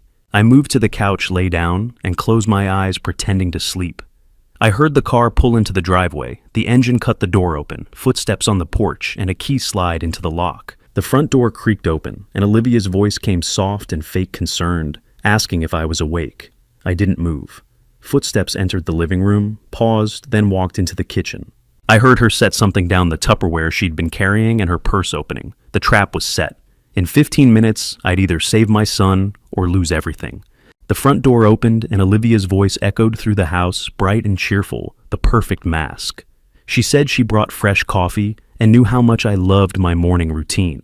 I lay on the couch with Bailey curled against my side, eyes closed, not moving or reacting, just listening to her footsteps crossing the hardwood floor. I opened my eyes, slowly blinking, like I'd just woken up and asked what time it was. She stood in the living room doorway holding a stainless steel thermos, wearing jeans and a soft gray sweater, with her hair pulled back in a ponytail. Looking like someone stopping by to check on a sick neighbor, not someone about to commit murder. She said it was 7:30 and walked into the kitchen. I pushed myself up from the couch, slow and stiff, playing the part of an old man who'd barely slept. In the kitchen, Olivia unscrewed the thermos cap and poured steaming coffee into my world's best dad mug, the same one she'd used to poison Bailey. I watched her hand tremble slightly as she stirred the coffee with a spoon, unnecessary, checking to make sure the digoxin had fully dissolved. She turned, holding the mug out to me, with her smile never wavering, telling me to drink up because I needed my strength. I took the mug, lifted it to my nose, and smelled coffee with strong, dark roast, but underneath something faint, bitter, and medicinal. Digoxin 4 milligrams, enough to stop my heart within the hour. I raised the mug to my lips, and Olivia leaned forward with her eyes locked on mine, anticipating. Then I lowered it, frowning, and said, "The coffee tasted different today." Olivia's face froze, and I explained it tasted off and bitter, asking if she used a different blend. 2 blocks away in unmarked sedans, officers were hearing my words through the wire, with engines starting and hands reaching for door handles. Olivia's voice dropped with all warmth, draining away, telling me to drink the coffee. I said I didn't want it because it tasted wrong. She stepped closer with hard eyes, no more pretense or mask, demanding I drink the coffee. I set the mug down on the counter and said no. The sound of tires on gravel broke the silence, an engine roaring, a car pulling up fast. Ryan's gray pickup truck skidded into my driveway. Olivia pulled out her phone, asking why I wasn't drinking and telling him to get in here now. The front door banged open and Ryan Kane strode in, 6'1" and 200 pounds of muscle and menace, in a dark hoodie with a duffel bag slung over his shoulder. He walked straight into my kitchen like he owned it. I demanded to know what he was doing in my house while backing toward the sink. Ryan ignored me, looked at Olivia, and she pointed at the coffee mug, saying I wouldn't drink it because it tasted wrong. Ryan's jaw tightened, and he turned to me, his voice flat and cold, saying I had 2 choices to drink that coffee right now, or he'd make this a lot harder. He unzipped the duffel bag and pulled out a large syringe filled with clear liquid. I said he wasn't doing this and told him to get out of my house. Ryan advanced with the syringe raised, saying I didn't have a choice, while Olivia behind him told him to just dose me because they were out of time. I said loudly that they were here to harm me, that they brought digoxin at 4 milligrams to stop my heart, that I heard the phone call about making it look like natural cardiac arrest, and that I had it all on tape. Olivia's face went white. Ryan stopped with the syringe halfway to my arm, asking what I was talking about. I pulled my phone from my pocket, showing the Plan B camera app with live feeds from 3 hidden cameras and a red recording dot blinking in the corner, telling them to smile for the camera. Olivia lunged for the phone, and I dodged, stumbling backward into the living room while keeping the phone high with the camera facing them. Ryan's voice rose panicked, asking if I was recording, and how since she disabled the cameras. Olivia spun toward him, saying she disabled the visible cameras and there must be backups. I explained about the Plan B cameras being hidden and catching everything, the mirror rehearsal, the fake bruises, her crushing pills into my coffee, and her phone call to Ryan. Olivia's eyes darted to the smoke detector bookshelf and picture frame on the wall, realizing and understanding. She hissed at Ryan that they needed to leave now, but he said not until I was dealt with. Tires screeched outside with multiple vehicles and car doors slamming. A bullhorn amplified the command for police, telling them to come out with their hands up. Olivia spun toward the window, her face a mask of shock and fury. Ryan turned on her with the syringe still in his hand, saying she told him there was no risk and this was clean. I kept the phone raised, recording everything, telling Rebecca it was over. She turned to me, with her face twisted in rage, all pretense gone, saying I should have drunk the coffee. Ryan raised the syringe again, stepping toward me. I said clearly and loudly that I needed to sit down the backup signal. Fists hammered on the front door, with police demanding it be opened now. Ryan lunged and I sidestepped while he stumbled with the syringe flailing. Olivia grabbed for my phone, her nails scraping my hand. The front door exploded inward with wood splintering and hinges tearing from the frame. 4 officers flooded into the living room, with guns drawn and voices overlapping commanding hands up. Drop the weapon and on the ground now. Ryan froze with the syringe still raised above his head, while Olivia's hand was on my phone trying to rip it away. I stood between them and the police, with the phone camera still recording, capturing every second. The needle, the phone then crash. The front door exploded inward as a steel battering ram punched through the deadbolt like cardboard, slamming the door against the wall with a sound like a gunshot. 4 uniformed officers in tactical vests poured into my living room, with rifles raised, voices overlapping in a single roar, commanding hands up and drop the weapon. Ryan froze, with his hand hovering in midair, the syringe still clutched in his fist, with 10 milliliters of clear liquid glinting in the morning light. Then the needle clattered onto my hardwood floor, and Ryan bolted toward the back door. He made it 3 steps before 2 officers tackled him from behind, driving him face first into my coffee table.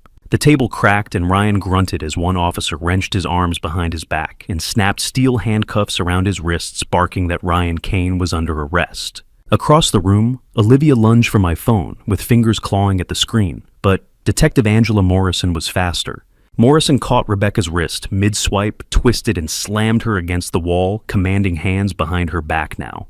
Rebecca's mask finally shattered, and the warm, caring, pregnant fiancé vanished, replaced by something cold and sharp. She jerked her chin toward me, with eyes blazing, shrieking that she was pregnant, and they were hurting the baby. Morrison didn't even blink, locked the cuffs, tight-turned Rebecca around and said she wasn't pregnant, and to save it for her lawyer. Rebecca screamed raw and guttural, the sound of a cornered animal, claiming her name was Olivia Sterling, and she didn't know any Rebecca Kane. The scream died mid-sentence when a woman in a navy windbreaker stepped through the broken doorway, holding up a black leather badge wallet. Special Agent Sarah Brennan from the FBI Financial Crimes Unit said in a flat, professional, lethal voice that Rebecca Marie Kane and Ryan Thomas Kane were under arrest for wire fraud, conspiracy to commit murder, elder exploitation, and identity theft across 7 states. She pulled a folded paper from her jacket, showing a federal warrant signed that morning by Judge Whitman. She moved to Rebecca first, reading Miranda rights from a laminated card, asking if she understood these rights. Rebecca spat on the floor. Agent Brennan didn't flinch, turned to Ryan, repeated the warning word for word, and waited. Ryan said nothing. I stood in the middle of my living room, with legs shaking and heart hammering against my ribs. My world's best dad mug still sat on the kitchen counter, half full of poisoned coffee. I pointed at it with a trembling hand, my voice hoarse, explaining, she put 4 milligrams of digoxin in my coffee and told her brother last night to stop my heart. A young officer in blue gloves stepped forward, photographed the mug from 3 angles, then carefully poured the contents into a sealed evidence jar. Another officer crouched beside the shattered syringe, used tweezers to lift it into a plastic evidence bag and held it up to the light. Saying into a handheld recorder, it was 10 milliliters of clear liquid suspected digoxin with tag number E2471. Behind me, I heard footsteps on the stairs, and Derek Morrison emerged from the guest room. He'd shed the wig beard and suit jacket, looking older, without the disguise, tired, relieved, and something close to proud. He walked straight to Detective Morrison and extended his hand, introducing himself as an undercover witness with full footage from hidden cameras. Agent Brennan nodded, saying Thomas Wright briefed them, and they'd need his statement at the field office, but he did good work. Then I heard tires screech outside a car door slam, and footsteps pound up my front walk. Marcus burst through the open doorway with wild eyes and froze, taking in the scene in one terrible sweep. The shattered door, the officers, the 2 people in handcuffs, the evidence bags, the FBI jackets, and me standing in the center of it, all pale and shaking and alive. He whispered, asking what was happening. I told him she tried to kill me. Her real name was Rebecca Kane, and she'd done this 18 times before. Marcus shook his head hard, like he could shake the words out of his ears, saying no, that she was pregnant and they were getting married. Rebecca's voice came soft and sweet and desperate, as she twisted in Morrison's grip, trying to face him, calling him baby, and saying this was a mistake, and she loved him. Agent Brennan stepped between them, telling Marcus firmly, but not unkindly, that they had video evidence, audio recordings, and 18 prior victims that his father would explain everything, and to let them do their job. Marcus looked at me, and I nodded. He sank onto the arm of my couch with hands gripping his knees. Brennan pulled an iPad from her bag, tapped the screen twice, handed it to Marcus, and told him to listen. The audio was crystal clear, with Rebecca's voice calm and cold, saying 4 milligrams in his coffee tomorrow morning, enough to stop his heart, make it look natural, the will's already signed. Then Ryan asking, what if the old man doesn't drink it, and Rebecca responding, then you use the syringe, I've done this before, it works. 45 seconds, that's all it took. Marcus's face went gray. He set the iPad down on the couch like it was made of glass, then stood, walked 3 steps toward the kitchen, and collapsed onto a dining chair with his hands covering his face. I sat down beside him, didn't say anything, just put one hand on his shoulder. Outside, 2 officers were loading Rebecca and Ryan into separate black SUVs. Rebecca turned back one last time, met my eyes through the open door, and smiled a thin, cold, lethal smile, saying, I should have drunk the coffee. I held her gaze and said she should have picked a different family. The door slammed, the engine started, and the convoy rolled away. My son had just watched the woman he loved order my execution. I'd saved his life, but I didn't know if I could save his heart. You've stuck around this long, thank you. Now tell me on a scale of 1 to 10, how much do you trust people when you first meet them? Drop your number below. Before we move forward, a gentle reminder, what follows contains some fictionalized moments crafted for storytelling. If you'd rather not continue, this is your exit point. Still here, let's see what Victor does next. The forensic team packed the last evidence bag at 8:30 Tuesday morning. The front door had been rehung by 10, and by noon, the house was silent again, except for the sound of Marcus breathing on the living room couch. He hadn't moved in 4 hours. I made him a turkey sandwich with mustard and pickles he'd loved since he was 7, and set the plate on the coffee table, telling him he needed to eat. He shook his head once slowly, like even that small motion cost him something, then stood, walked 3 steps to the far end of the couch, lay down facing the wall, and went still. Day 12. Wednesday, I woke at 7 on the hallway floor outside the living room, with my neck aching and spine feeling like a rusted hinge. Bailey was curled beside me with his graying muzzle resting on my thigh. Inside the living room, Marcus still lay on the couch, but the sandwich plate was gone, with only a few crumbs remaining on the coffee table. Relief flooded through me so fast I almost laughed. At 10 o'clock, a contractor arrived to replace the front door frame. The battering ram had splintered, and the hammering echoed through the house. Marcus flinched with every strike, pulled a couch pillow over his head, and didn't move again until the contractor left at 11:30. At 3, Derek showed up with a bag from Marcus's favorite deli pastrami on rye, with extra pickles the way Marcus ordered it every Friday. Derek walked into the living room, sat down in the armchair across from the couch, and said he knew Marcus didn't want to talk, but needed to hear this. Marcus didn't turn, but Derek kept going, explaining that his dad faced a woman who'd taken $52 million from 18 people, a woman who'd hired actors, forged documents, and faked pregnancies, and he did it to protect him without hesitation, because that's love. A tear slid down Marcus's cheek, and he didn't wipe it away. Derek left at 6, and I brought the deli bag into the living room, unwrapped the sandwich, and set it beside Marcus. This time he sat up, slowly picked up half the sandwich, took one bite, and chewed like it hurt. I picked up the other half and sat beside him. We ate in silence. That night, I sat on the hallway floor again and told him about the time Catherine and I had our worst fight over whether to move to Richmond for my job. That she said she wasn't asking me to be perfect, but to be honest. And that's all I asked from him, to be honest about what he was feeling. At 11, Marcus spoke for the first time in 48 hours, saying he was so tired. I stood, walked into the living room, sat beside him, and said I knew, and that I was too. Day 13. Thursday. Marcus got up at 8, walked into the kitchen, and poured himself a glass of orange juice. I was making coffee, and he looked at the coffee maker, the same one Rebecca had used to dose my drink, and his hand started shaking. I poured the coffee down the sink, unplugged the machine, put it in a garbage bag, and told him we'd get a new one, because this one was done. Marcus nodded. At 4, Marcus asked if he could see the videos. I hesitated, but he said he needed to see and know. I brought him my laptop, opened the evidence folder, and let him choose. He watched the footage of Rebecca rehearsing fake bruises in the mirror, crushing alprazolam into my coffee, and telling Ryan to stop my heart with 4 milligrams of digoxin. Each clip lasted 1 to 2 minutes, and he watched them 6 times. At 7, he said, she kissed him goodbye that morning, said she loved him, then came here to kill me. I said she's a predator who's done this 18 times and he couldn't have known. Day 14. Friday. Marcus showered for the first time in 4 days and came into the kitchen wearing clean clothes. I made a full breakfast with eggs, toast, and bacon, and he ate it all. At 5, he asked if I ever thought about just letting her win, taking the poison and ending it. I turned and looked him straight in the eye, saying every single day I thought about giving up. Then I'd think about him and knew I had to fight. Day 15, Saturday at 10, Marcus came out of the living room and sat beside me on the main couch. We watched a college football game on TV without talking, just sitting.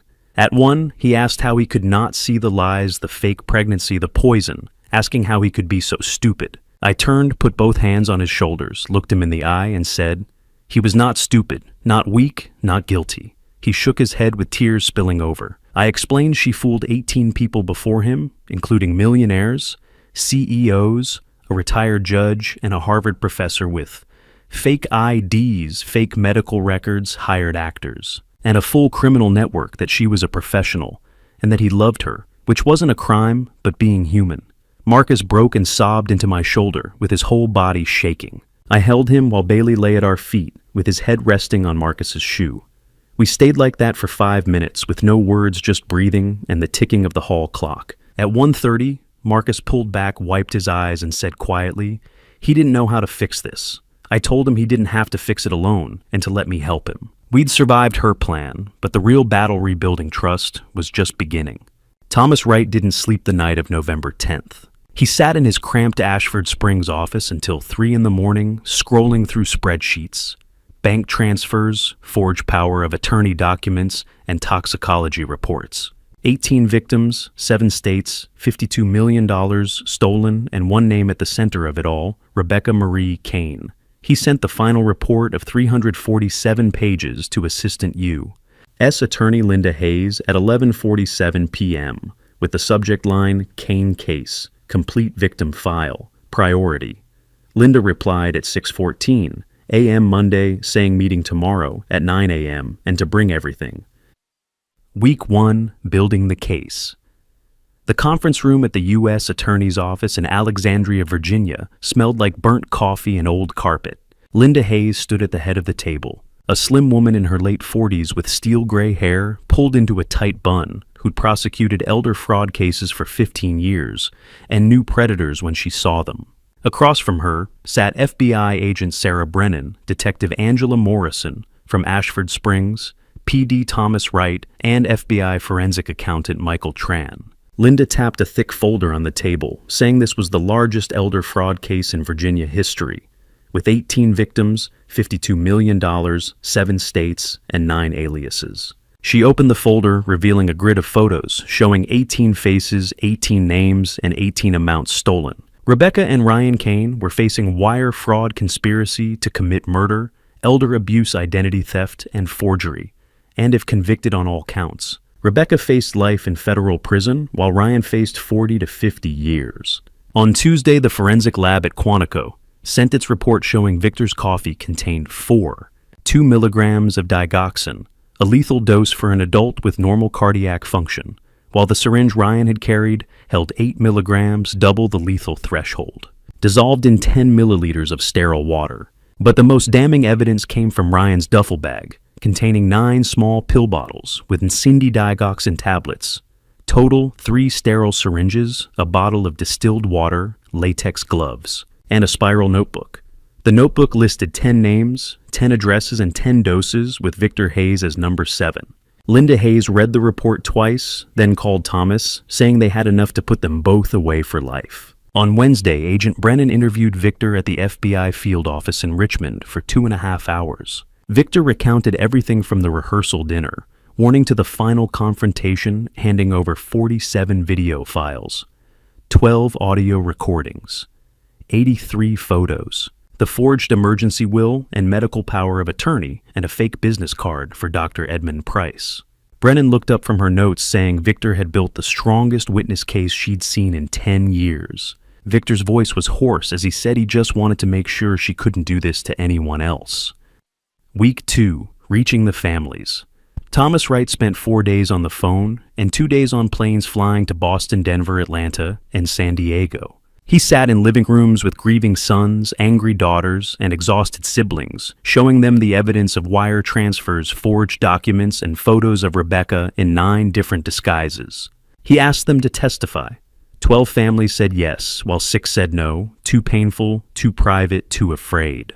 On Wednesday night, Thomas called Linda Hayes saying they had 12 families, and that was more than enough. On Thursday, Rebecca Kane sat across from her court-appointed attorney, Jonathan Mercer, in a cramped interview room at FCY Petersburg. Mercer was 55, gray-haired, overworked, and blunt, explaining they had video of her crushing pills into coffee audio, of her ordering Ryan to poison Victor Hayes with digoxin. 18 prior victims, $52 million in wire transfers, forged documents, and a notebook with 10 names.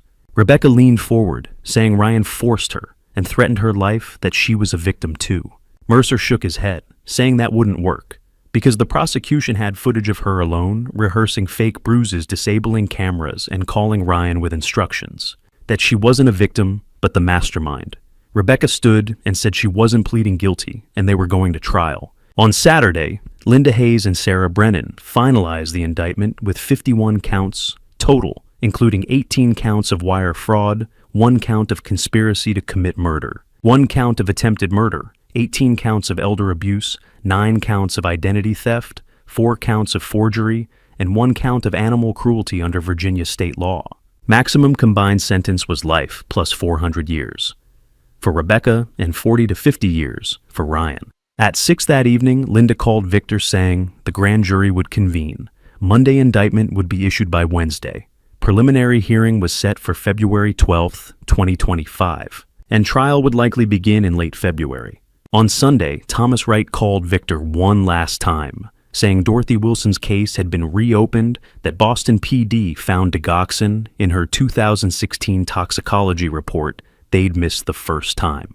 And Rebecca's fingerprints were on file now, so they could finally get justice for his grandmother. Victor sat at his kitchen table with Marcus beside him and Bailey at their feet, saying quietly that 18 families and $52 million stolen left one question haunting him about how many others never got justice. After a long silence, Thomas said they may never know, but they were stopping her now, and that's what mattered. 18 families, 52 million stolen, and one question haunted me about how many others never got justice. 4 months is a long time to wait for justice. Marcus spent November and December in Dr. Elena Martinez's office every Wednesday at 2 o'clock, talking about betrayal, recognizing manipulation, grounding techniques, and mindfulness. He learned to name his feelings instead of drowning in them, and to say, "I was a victim," without hearing, "I was a fool." I spent those months trying to rebuild something close to normal, replacing the front door again. Repainting the living room, a soft gray Catherine would have loved. Cooking dinner with Marcus 3 nights a week, and taking Bailey on slow walks around the block, with his blind left eye turned toward me and his tail still wagging. The media found us in late November, with headlines screaming, "The perfect son-in-law killer," and "Elder fraud ring, exposed 18 victims, $52 million stolen." Reporters knocked on my door, but I didn't answer, and Marcus unplugged his phone. Thomas and I spent hours at Linda Hayes' office preparing for the preliminary hearing in February, reviewing every video, every audio file, every timeline. Rebecca Kane stayed silent with no letters, no phone calls, nothing until January. On January 7th, Jonathan Mercer called Linda Hayes, saying his client wished to apologize to Victor Hayes and his son, Marcus, in person, believing it would help her healing process and demonstrate genuine remorse to the court. Linda called me 20 minutes later, saying this was a manipulation tactic that Rebecca wanted to see if I'd crack or was trying to create evidence of remorse for the judge, and she strongly advised against it. I sat at my kitchen table with Marcus across from me, listening, and said I wanted to go, that I wanted to look her in the eye and wanted Marcus to see who she really is. Linda leaned forward at our meeting, saying Rebecca would cry, apologize, claim she was desperate, abused, forced by Ryan, tell Marcus she truly loved him, and ask for forgiveness. She looked at me, saying not to engage emotionally, not to argue, to state my piece, then leave, because the longer I stayed, the more control she had. Marcus's voice was quiet, asking why she wanted to see us. Linda explained two reasons, one being she wanted to destabilize us before trial, to make us doubt emotional and unreliable on the stand, and two, being she hoped we'd say something she could use in court, like "I forgive you," to show the judge she's remorseful. I looked at Marcus saying she won't get either. January 22nd, 2025 at 10 a.m., the drive to FC ICE. Petersburg took 40 minutes through gray January sleet. The prison was a low concrete sprawl surrounded by chain-link fencing, and we passed through 3 security checkpoints before being led to a small visitation room. The room was 10 feet by 10 feet with cream-colored walls, a metal table bolted to the floor, 2 chairs facing each other, and between them a 2-inch thick glass partition with wall-mounted phones on either side. I sat down and heard the door open on the other side of the glass. Rebecca walked in and I barely recognized her. She'd lost maybe 12 pounds with her prison khakis hanging loose on her frame, her hair grown longer and darker with natural brown instead of the honey blonde she'd worn as Olivia. She wore light makeup, but her face looked drawn and tired with shoulders slumped and hands twisted together, every movement calculated to project fragility. She picked up the phone, and her eyes were red-rimmed when she looked up at me, her voice trembling as she thanked me for coming. I picked up the phone with my voice flat saying, I was here because the prosecutor advised me to see this manipulation in person. She flinched with tears spilling over saying she knew I hated her, and she deserved that, but needed me to know she was so sorry that she was desperate and drowning in debt that Ryan threatened her. I said nothing. She claimed she never wanted to hurt me or Marcus, that she loved Marcus and still did, that it wasn't fake. I leaned forward with my voice ice, saying she rehearsed fake bruises in the mirror, crushed alprazolam into my coffee, poisoned my dog, who's blind in one eye, because of her, called her brother to bring digoxin to stop my heart, and wrote a notebook with 10 names and 10 doses. I paused, saying she didn't love Marcus, but loved his access to me and my money. She shook her head violently, sobbing, begging me to tell Marcus she was sorry and never meant to hurt him. I stood saying, I'm not her messenger, and if she wanted to apologize to my son, she could do it in court under oath, where the 18 families she destroyed could hear it. I hung up the phone and turned to leave. Rebecca slammed her hand against the glass, screaming she was pregnant and carrying Marcus's baby. I stopped and turned back. Linda spoke into her phone, saying Kane underwent a medical exam upon admission to FC Petersburg, showing no pregnancy, and that lying to a victim during a supervised visit was a violation of her visitation privileges. Rebecca's face changed, with the mask-shattering grief, vanishing, and fury taking its place. She stared at me through the glass with eyes cold and hard, calling me a self-righteous old fool, and saying she'd walk out of this trial because juries love a sob story, and when she did, she'd come for me again. I smiled, not a kind smile, and said, See you in court, Rebecca. In the car, Marcus sat motionless with the iPad dark on his lap. He said quietly, She didn't mean any of it, not the apology, not the tears, not the I loved you, that it was all a script. I put my hand on his shoulder, saying yes. Son, it was. Marcus took a deep breath and said he was ready to testify. She'd tried one last con, and this time we didn't fall for it. The courtroom was full, with every seat on the spectator benches taken. I recognized faces from the victim files Thomas had compiled. Dorothy Wilson's grandson, gray-haired and hollow-eyed David Morrison's daughter, clutching her husband's hand. Margaret Sullivan's son, with jaw tight, and behind them, reporters with notebooks and pens flying. Marcus sat beside me with Thomas on my other side. At 9 o'clock, Judge Margaret Whitmore entered, struck her gavel once, and announced the court was now in session for the United States versus Rebecca Marie Kane and Ryan Thomas Kane. I sat with my eyes going to the defense table, where Rebecca sat between her attorney, Jonathan Mercer, and Ryan, wearing a khaki prison uniform, with hair pulled back, no makeup, and face blank. Ryan wore a white dress shirt and black pants provided by his lawyer, and stared at the table. Neither looked at me. Day 1 morning, Linda Hayes stood before the jury of 12 people, 6 men and 6 women, ages 30 to 70. She began saying over the next 2 days they would hear about a conspiracy so calculated and so cruel that it may seem impossible to believe. But every word would be backed by evidence, including video-audio forensic toxicology and the testimony of the man who nearly died at the hands of these 2 defendants. She clicked a remote showing a timeline on the wall screen from October 11th rehearsal dinner, warning through October 22nd FBI raid and arrests. Linda pointed to Rebecca, saying, Rebecca and Ryan Kane are not victims, but predators, and the evidence will prove it beyond a reasonable doubt. At 10:05, Linda called my name, and I walked to the witness stand, raised my right hand, swore to tell the truth, and sat. Linda walked me through the timeline, and I told them about Derek's warning at the rehearsal dinner, the fake allergic reaction, Olivia's phone call, Bailey collapsing Thomas's investigation, the hidden cameras, the poisoned coffee, the gaslighting, the forged will, Marcus finding the pill bottle, the stage bruises, and finally the recording. Linda played it for the jury, with Rebecca's voice filling the courtroom, saying 4 milligrams in his coffee tomorrow morning, enough to stop his heart, make it look natural, the will's already signed. Then Ryan's voice asking, what if the old man doesn't drink it, and Rebecca responding, then you use the syringe, I've done this before, it works. Silence fell, as not one person in that courtroom moved. Linda stopped the recording and asked when I heard those words, stop his heart, what did I feel? I looked at the jury saying, I felt like I was already dead. Then I thought of my son and decided to fight. Day 1. Afternoon.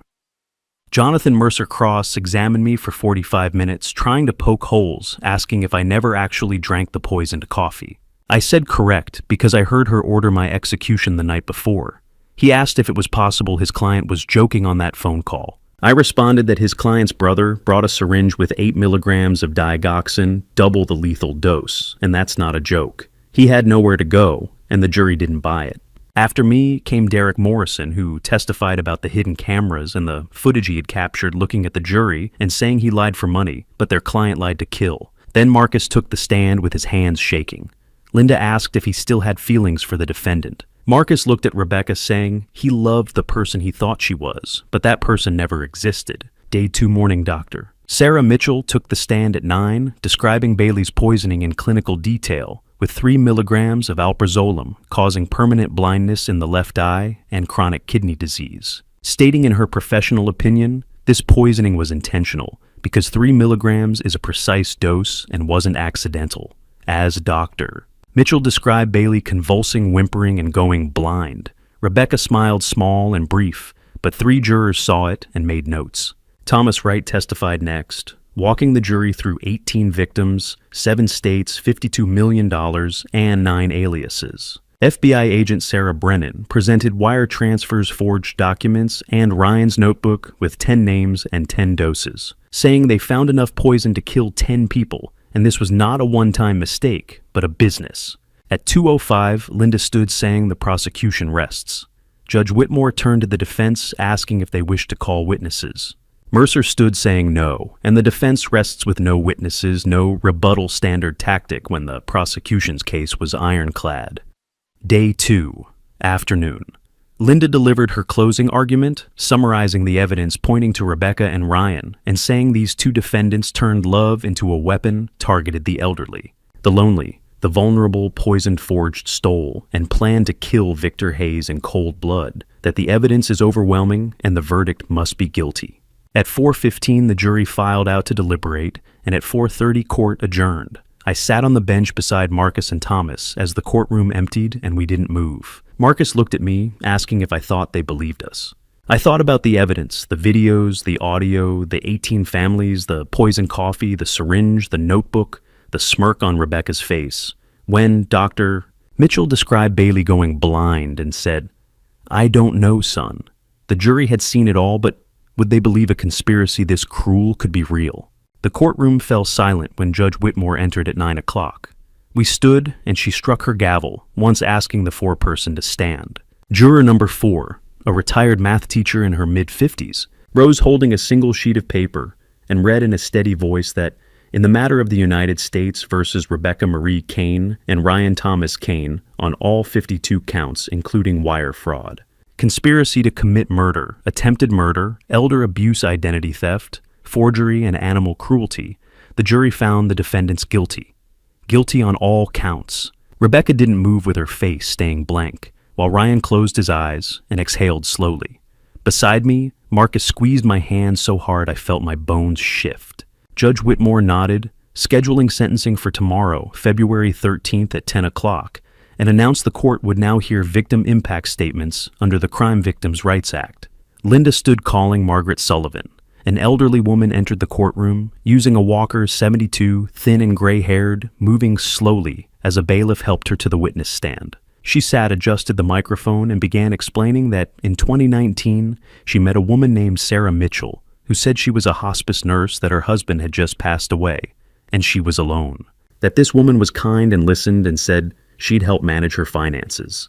Margaret's voice trembled as she continued that within 6 months, this woman had forged her signature on a power of attorney and transferred $6.8 million out of her accounts, telling the bank she had dementia and couldn't manage her own money, and when she discovered what had been done, the woman vanished. She wiped her eyes, saying she lost her home, her savings, her dignity, that she lives in a state-funded nursing home, now eating meals from a tray and sharing a room with a stranger, wondering every night why she didn't see it.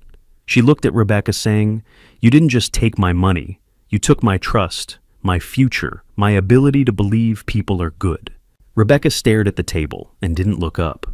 Next came James Wright Thomas's cousin, standing at the witness stand with jaw tight and hands gripping the rail. He said his Aunt Dorothy Wilson was 83 years old when Rebecca Kane, posing as a woman named Emily Hartman, became her caretaker in 2016. That within 4 months Dorothy was gone, with the initial autopsy saying natural causes. But when the FBI reopened the case last year, they found digoxin in her system, enough to stop her heart. His voice cracked as he explained Dorothy's grandson. Michael blamed himself because he was the one who hired Emily, thinking he was helping. That 6 months after Dorothy passed, Michael took his own life, leaving a note saying, "I killed Grandma," when he didn't, she did. He pointed at Rebecca, saying she didn't just take $4.2 million, she took my aunt, she took my cousin, she took my family. 2 jurors wiped their eyes.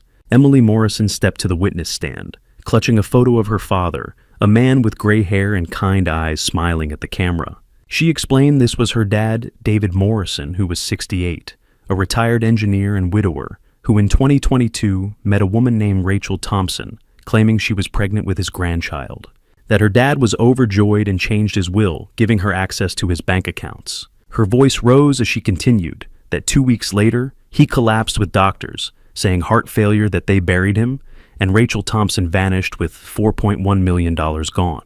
That last year, the FBI told them Rachel Thompson was Rebecca Kane, and Dad didn't die of natural causes, but was poisoned, that the grandchild never existed. She looked at Rebecca, saying my father spent his last 2 weeks believing he was going to be a grandfather again and died happy because of a lie.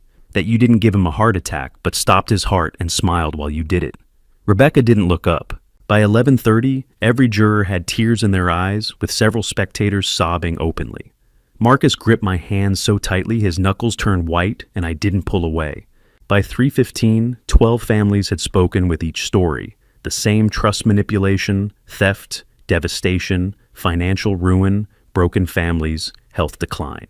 Every statement ended the same way, saying she didn't just steal money, she stole lives. Judge Whitmore's voice was soft, thanking the victims and their families for their courage, announcing sentencing would take place tomorrow, February 13th at 10 o'clock, and striking her gavel to adjourn court.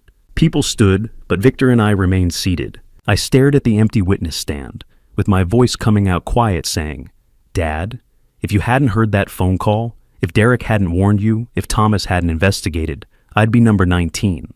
He nodded, saying yes. I turned to him, saying, I wanted to do something for them, for all of them, that they lost everything, and some of them lost people, but I still have you in my life, and I need to do something. Dad squeezed my shoulder, saying then, we'll figure it out together. We stood and walked out of the courtroom, while behind us 12 families gathered in the hallway, holding each other, crying, finally heard.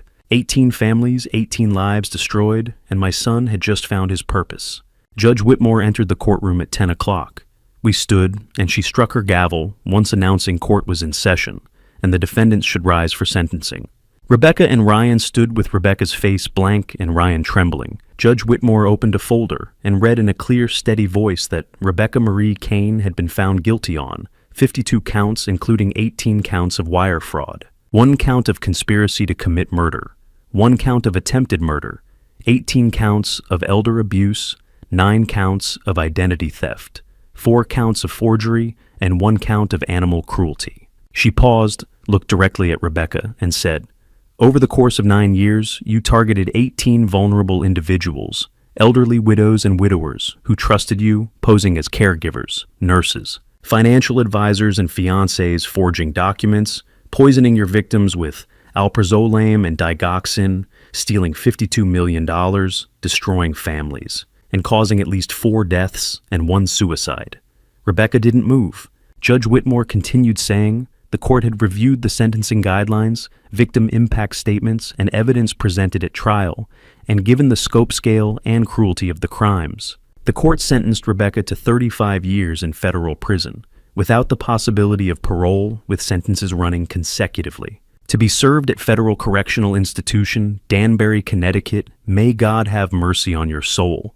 35 years meant Rebecca would be 67 when she got out if she lived that long. She said nothing, didn't cry, didn't bow her head, just stood there. Judge Whitmore turned to Ryan, saying he'd been found guilty on the same 52 counts. And while evidence showed his sister was the mastermind, he was a willing participant who delivered poison, wrote threatening notes, and carried a syringe with a lethal dose of digoxin. Ryan sobbed, saying, "Your Honor, I'm sorry. I'm so sorry I didn't." But Judge Whitmore struck her gavel, saying, "Mr.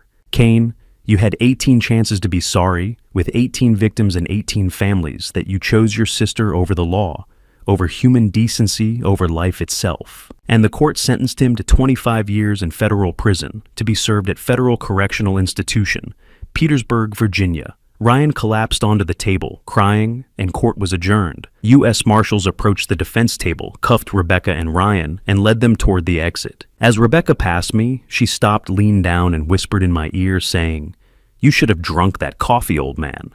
I said nothing and just watched her go. Marcus gripped my hand, saying, "It's over, Dad." I nodded, saying yes, but I wasn't sure I believed it. 1 week later, February 20th, 2025, the news broke at noon. Marcus and I were sitting in the living room when the anchor's voice filled the room with breaking news that Ryan Kane, convicted accomplice in the perfect son-in-law elder fraud case, was found dead in his cell at Alexandria Detention Center this morning in an apparent suicide by hanging. Kane, 30 years old, was sentenced to 25 years in federal prison just 1 week ago, with an investigation underway and no further details released. Marcus turned off the TV, looked at me, and asked if it was over. I stared at the dark screen, saying, "I think so," but something didn't feel right. The news was too brief, with no details about an autopsy, no interviews with prison officials, no photos, no timeline, just apparent suicide. Late February, planning Catherine's house. Marcus sat across from me at the kitchen table, with laptop open and notes scattered between us. He'd been working with Dr. Martinez for 4 months now, was stronger and focused, and had a new purpose. He said he wanted to build something for the victims, for the 18 families, and for Mom, a community center where elder fraud victims can get legal help, financial counseling, and therapy. A place where they don't feel alone. I thought about it, saying Catherine would have loved that. Marcus opened his laptop, showing me a rough sketch of a 2-story building, with consultation rooms, law offices, group therapy spaces, and a resource library. He said he wanted to call it Catherine's house, after Mom. My eyes burned, and I said, "Yes, let's do it." We started planning, with location being an old building, downtown Ashford Springs, to renovate. Funding being $2 million from my estate, that Rebecca never got, plus more through community donations and charity events, staff being volunteer lawyers, financial advisors, therapists, and case managers, and launch targeted for November 2025, 9 months from now.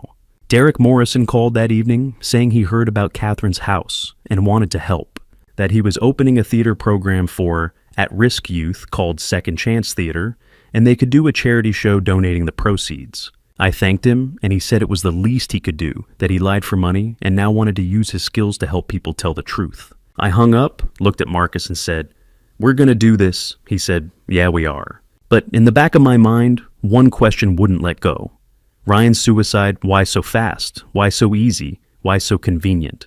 Justice had been served with Rebecca locked away for 35 years, and Ryan dead. It should have been an ending, but something was still gnawing at me. The old warehouse at 127 Elm Street had been transformed, with the exterior painted bright blue and a wooden sign hanging above the door reading Second Chance Theater in bold letters, flanked by 2 theater masks. Marcus and I arrived at 6, with the parking lot full of maybe 50 people total, including families, teachers, reporters, and neighbors.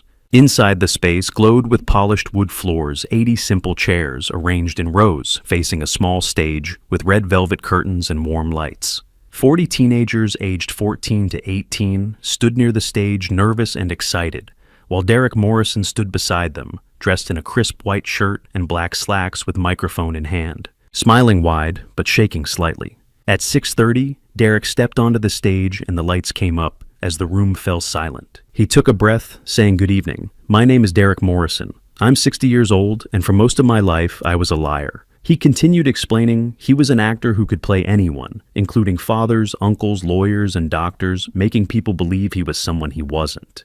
And for 20 years, he used that skill to help criminals steal from innocent people. He looked down, saying he told himself it was just a job and he wasn't hurting anyone, just playing a role, but he was wrong because he was part of a conspiracy that destroyed 18 families. 18 elderly people who trusted the wrong person. 18 lives stolen. He looked up straight at me, saying 6 months ago, a man he'd known since college asked him for help, Victor Hayes, who was being targeted by a woman who'd stolen $52 million from 18 victims and was planning to poison him to kill him, asking Derek to play the role of her mother at a wedding rehearsal dinner. He turned to the 40 teenagers, saying for the first time in his life, he said no. He said, "I'm done lying," and instead helped Victor set a trap.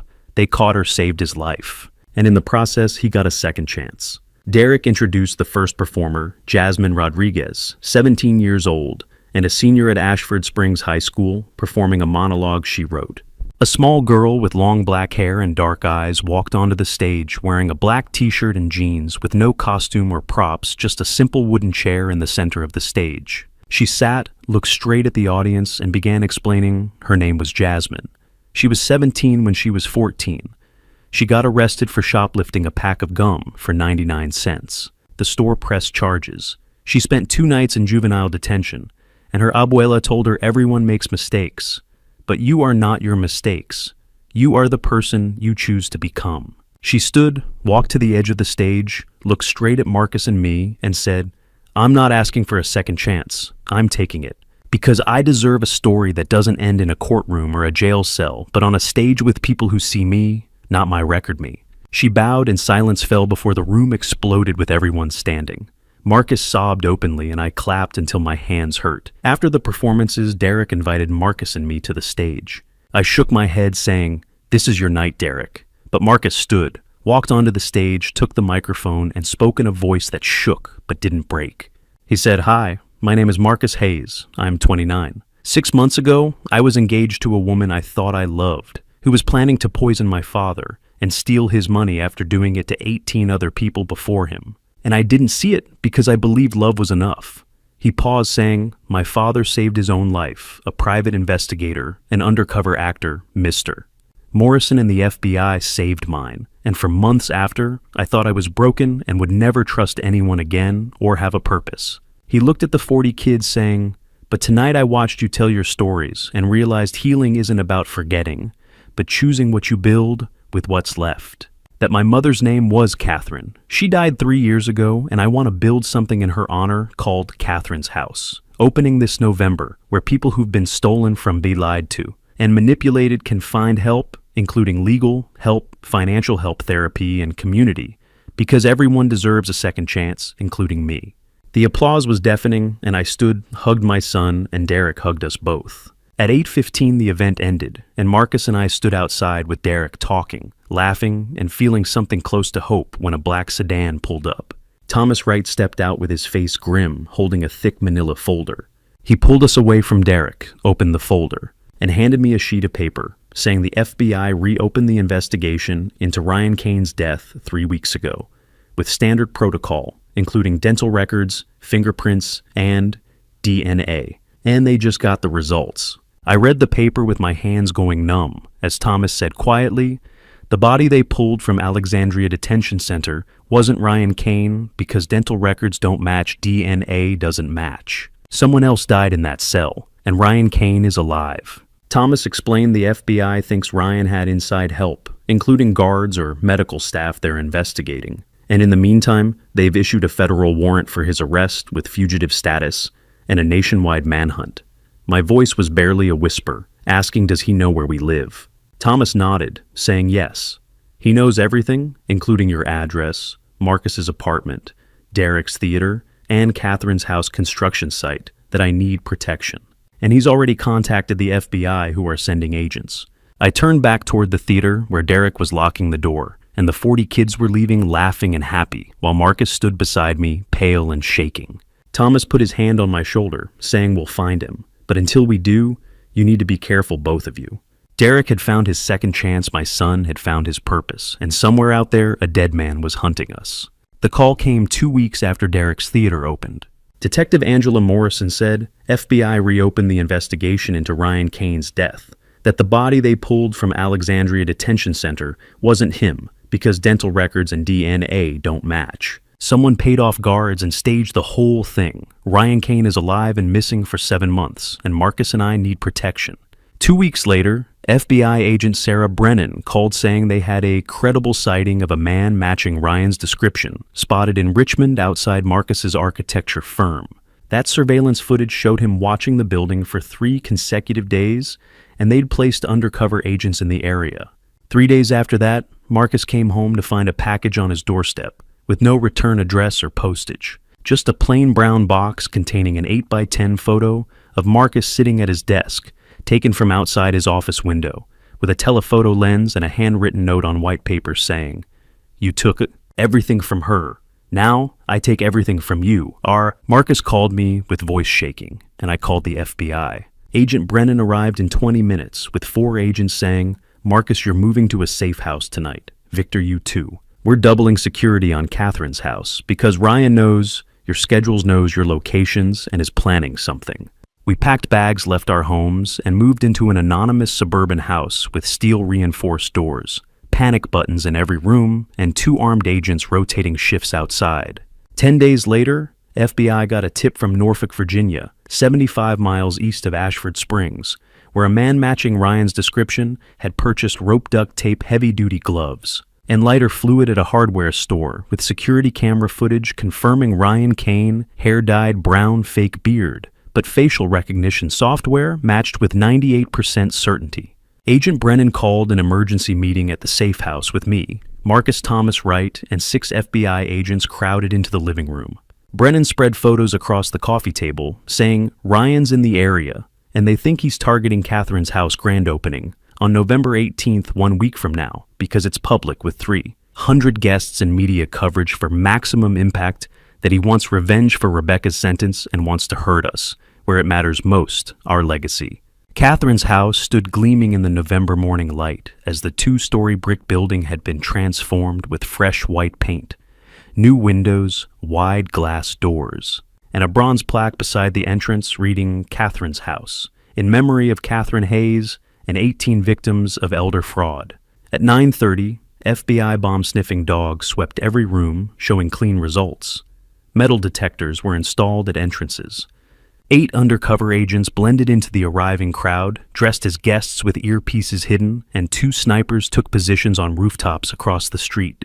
At 10 o'clock, the doors opened with 300 people arriving, including victim families, Derek Morrison, and 40 students from Second Chance, theater local, politicians, reporters, and community members who donated time, money, and hope. At 10:30, the ceremony began in the community hall, with Marcus stepping to the podium on a small stage. He gripped the podium, took a breath, and began saying, "Good morning, my name is Marcus Hayes. 13 months ago, my father almost died at the hands of a woman who'd stolen $52 million from 18 families. She poisoned him, manipulated me, destroyed lives, but we survived. And today we honor the victims, including my mother, Catherine Hayes, who taught me that love is the bridge between you and everything."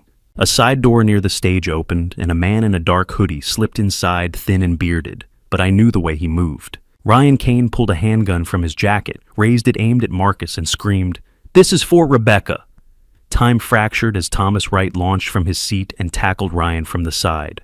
The gun fired with a single shot, punching into the ceiling, as plaster rained down, and the crowd screamed with people dropping to the floor. FBI agents swarmed with 2 tackling Ryan, slamming him face first onto the ground, wrenching his arms behind his back and cuffing him. Agent Brennan shouted into her radio, saying "Suspect down," secure the building. Repeat suspect is in custody. Marcus stood frozen at the podium, unhurt, and I ran to him, pulling him into my arms.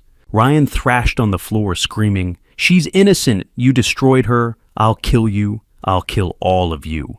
Agent Brennan knelt beside him and read the Miranda warning in a flat, emotionless voice saying, "Ryan Thomas Kane, you are under arrest for escape from federal custody, attempted assault with a deadly weapon, and violation of federal parole." Agents dragged him out to an armored van. The second opening of Catherine's house was quiet, with no media or crowds, just 200 people who mattered, including victim families. Derek and his students, Thomas Wright, Agent Brennan, and the Ashford Springs community members who donated their time to make the center real. Marcus and I stood in the lobby in front of the memorial wall, showing 18 names carved in black granite with larger letters at the top, reading Catherine Ann Hayes, 1965 to 2022. Love is the bridge between you and everything. Marcus pulled a curtain aside, unveiling the inscription as the room fell silent. Then applause came soft, respectful, and full of grief and gratitude.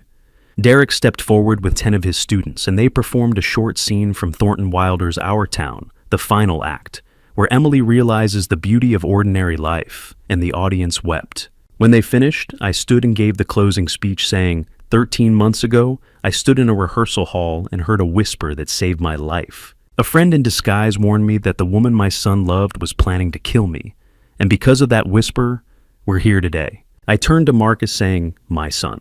Marcus designed this building, he chose every detail. This is his legacy, this is Catherine's legacy, this is our legacy." Marcus and I embraced as the room stood and applauded. Bailey, my 15-year-old golden retriever, gray-muzzled and blind, in one eye limped over with tail wagging, and Marcus knelt and hugged him. Derek led his students in a final song, Bill Withers' "Lean on Me," and the community joined in, with voices filling the hall, imperfect and beautiful. Marcus and I stood on the front steps watching people walk through the doors, and Marcus said quietly, "Dad, do you think Mom would be proud?" I put my arm around his shoulder saying, "Yes, she'd be very proud." We walked inside together. The nightmare was over, and for the first time in a year, I could finally breathe. If you're listening to this family revenge story, let me tell you what I've learned. Trust your instincts, but verify everything. When Derek whispered that warning at the rehearsal dinner, I could have dismissed it as paranoia. I didn't. That decision saved my life. This grandpa story isn't just about surviving a predator. It's about rebuilding after betrayal. Marcus and I lost a year to fear, but we gained something stronger: purpose. Catherine's house stands because we chose healing over bitterness. Family revenge stories often end in tragedy. Ours ended in a community center that's helped 43 victims recover $8, $2 million in stolen assets. Here's my advice. Don't be like me. Don't wait until poison is in your coffee to ask questions. If something feels wrong, investigate. Hire professionals. Protect your loved ones before the crisis, not during it. And remember, grandpa stories like mine are cautionary tales. Elder fraud is real. Rebecca Kane stole from 18 families before targeting me. She won't be the last. God gave me a second chance when that phone call was recorded. I believe he put Derek Thomas and Marcus in my path for a reason. Faith isn't passive, it's choosing to fight when giving up feels easier. To anyone facing manipulation, theft, or betrayal, you're not alone. Grandpa stories teach us that survival is possible. Catherine's house exists because we refuse to let evil have the final word. Thank you for journeying with me to the end of this story. I'd love to hear your thoughts. What would you do if you found yourself in Victor's position, realizing someone you trusted was planning your harm? Drop your perspective in the comments below. If this family revenge story resonated with you, consider subscribing so you don't miss future narratives that explore resilience, justice, and the strength of the human spirit. A gentle note.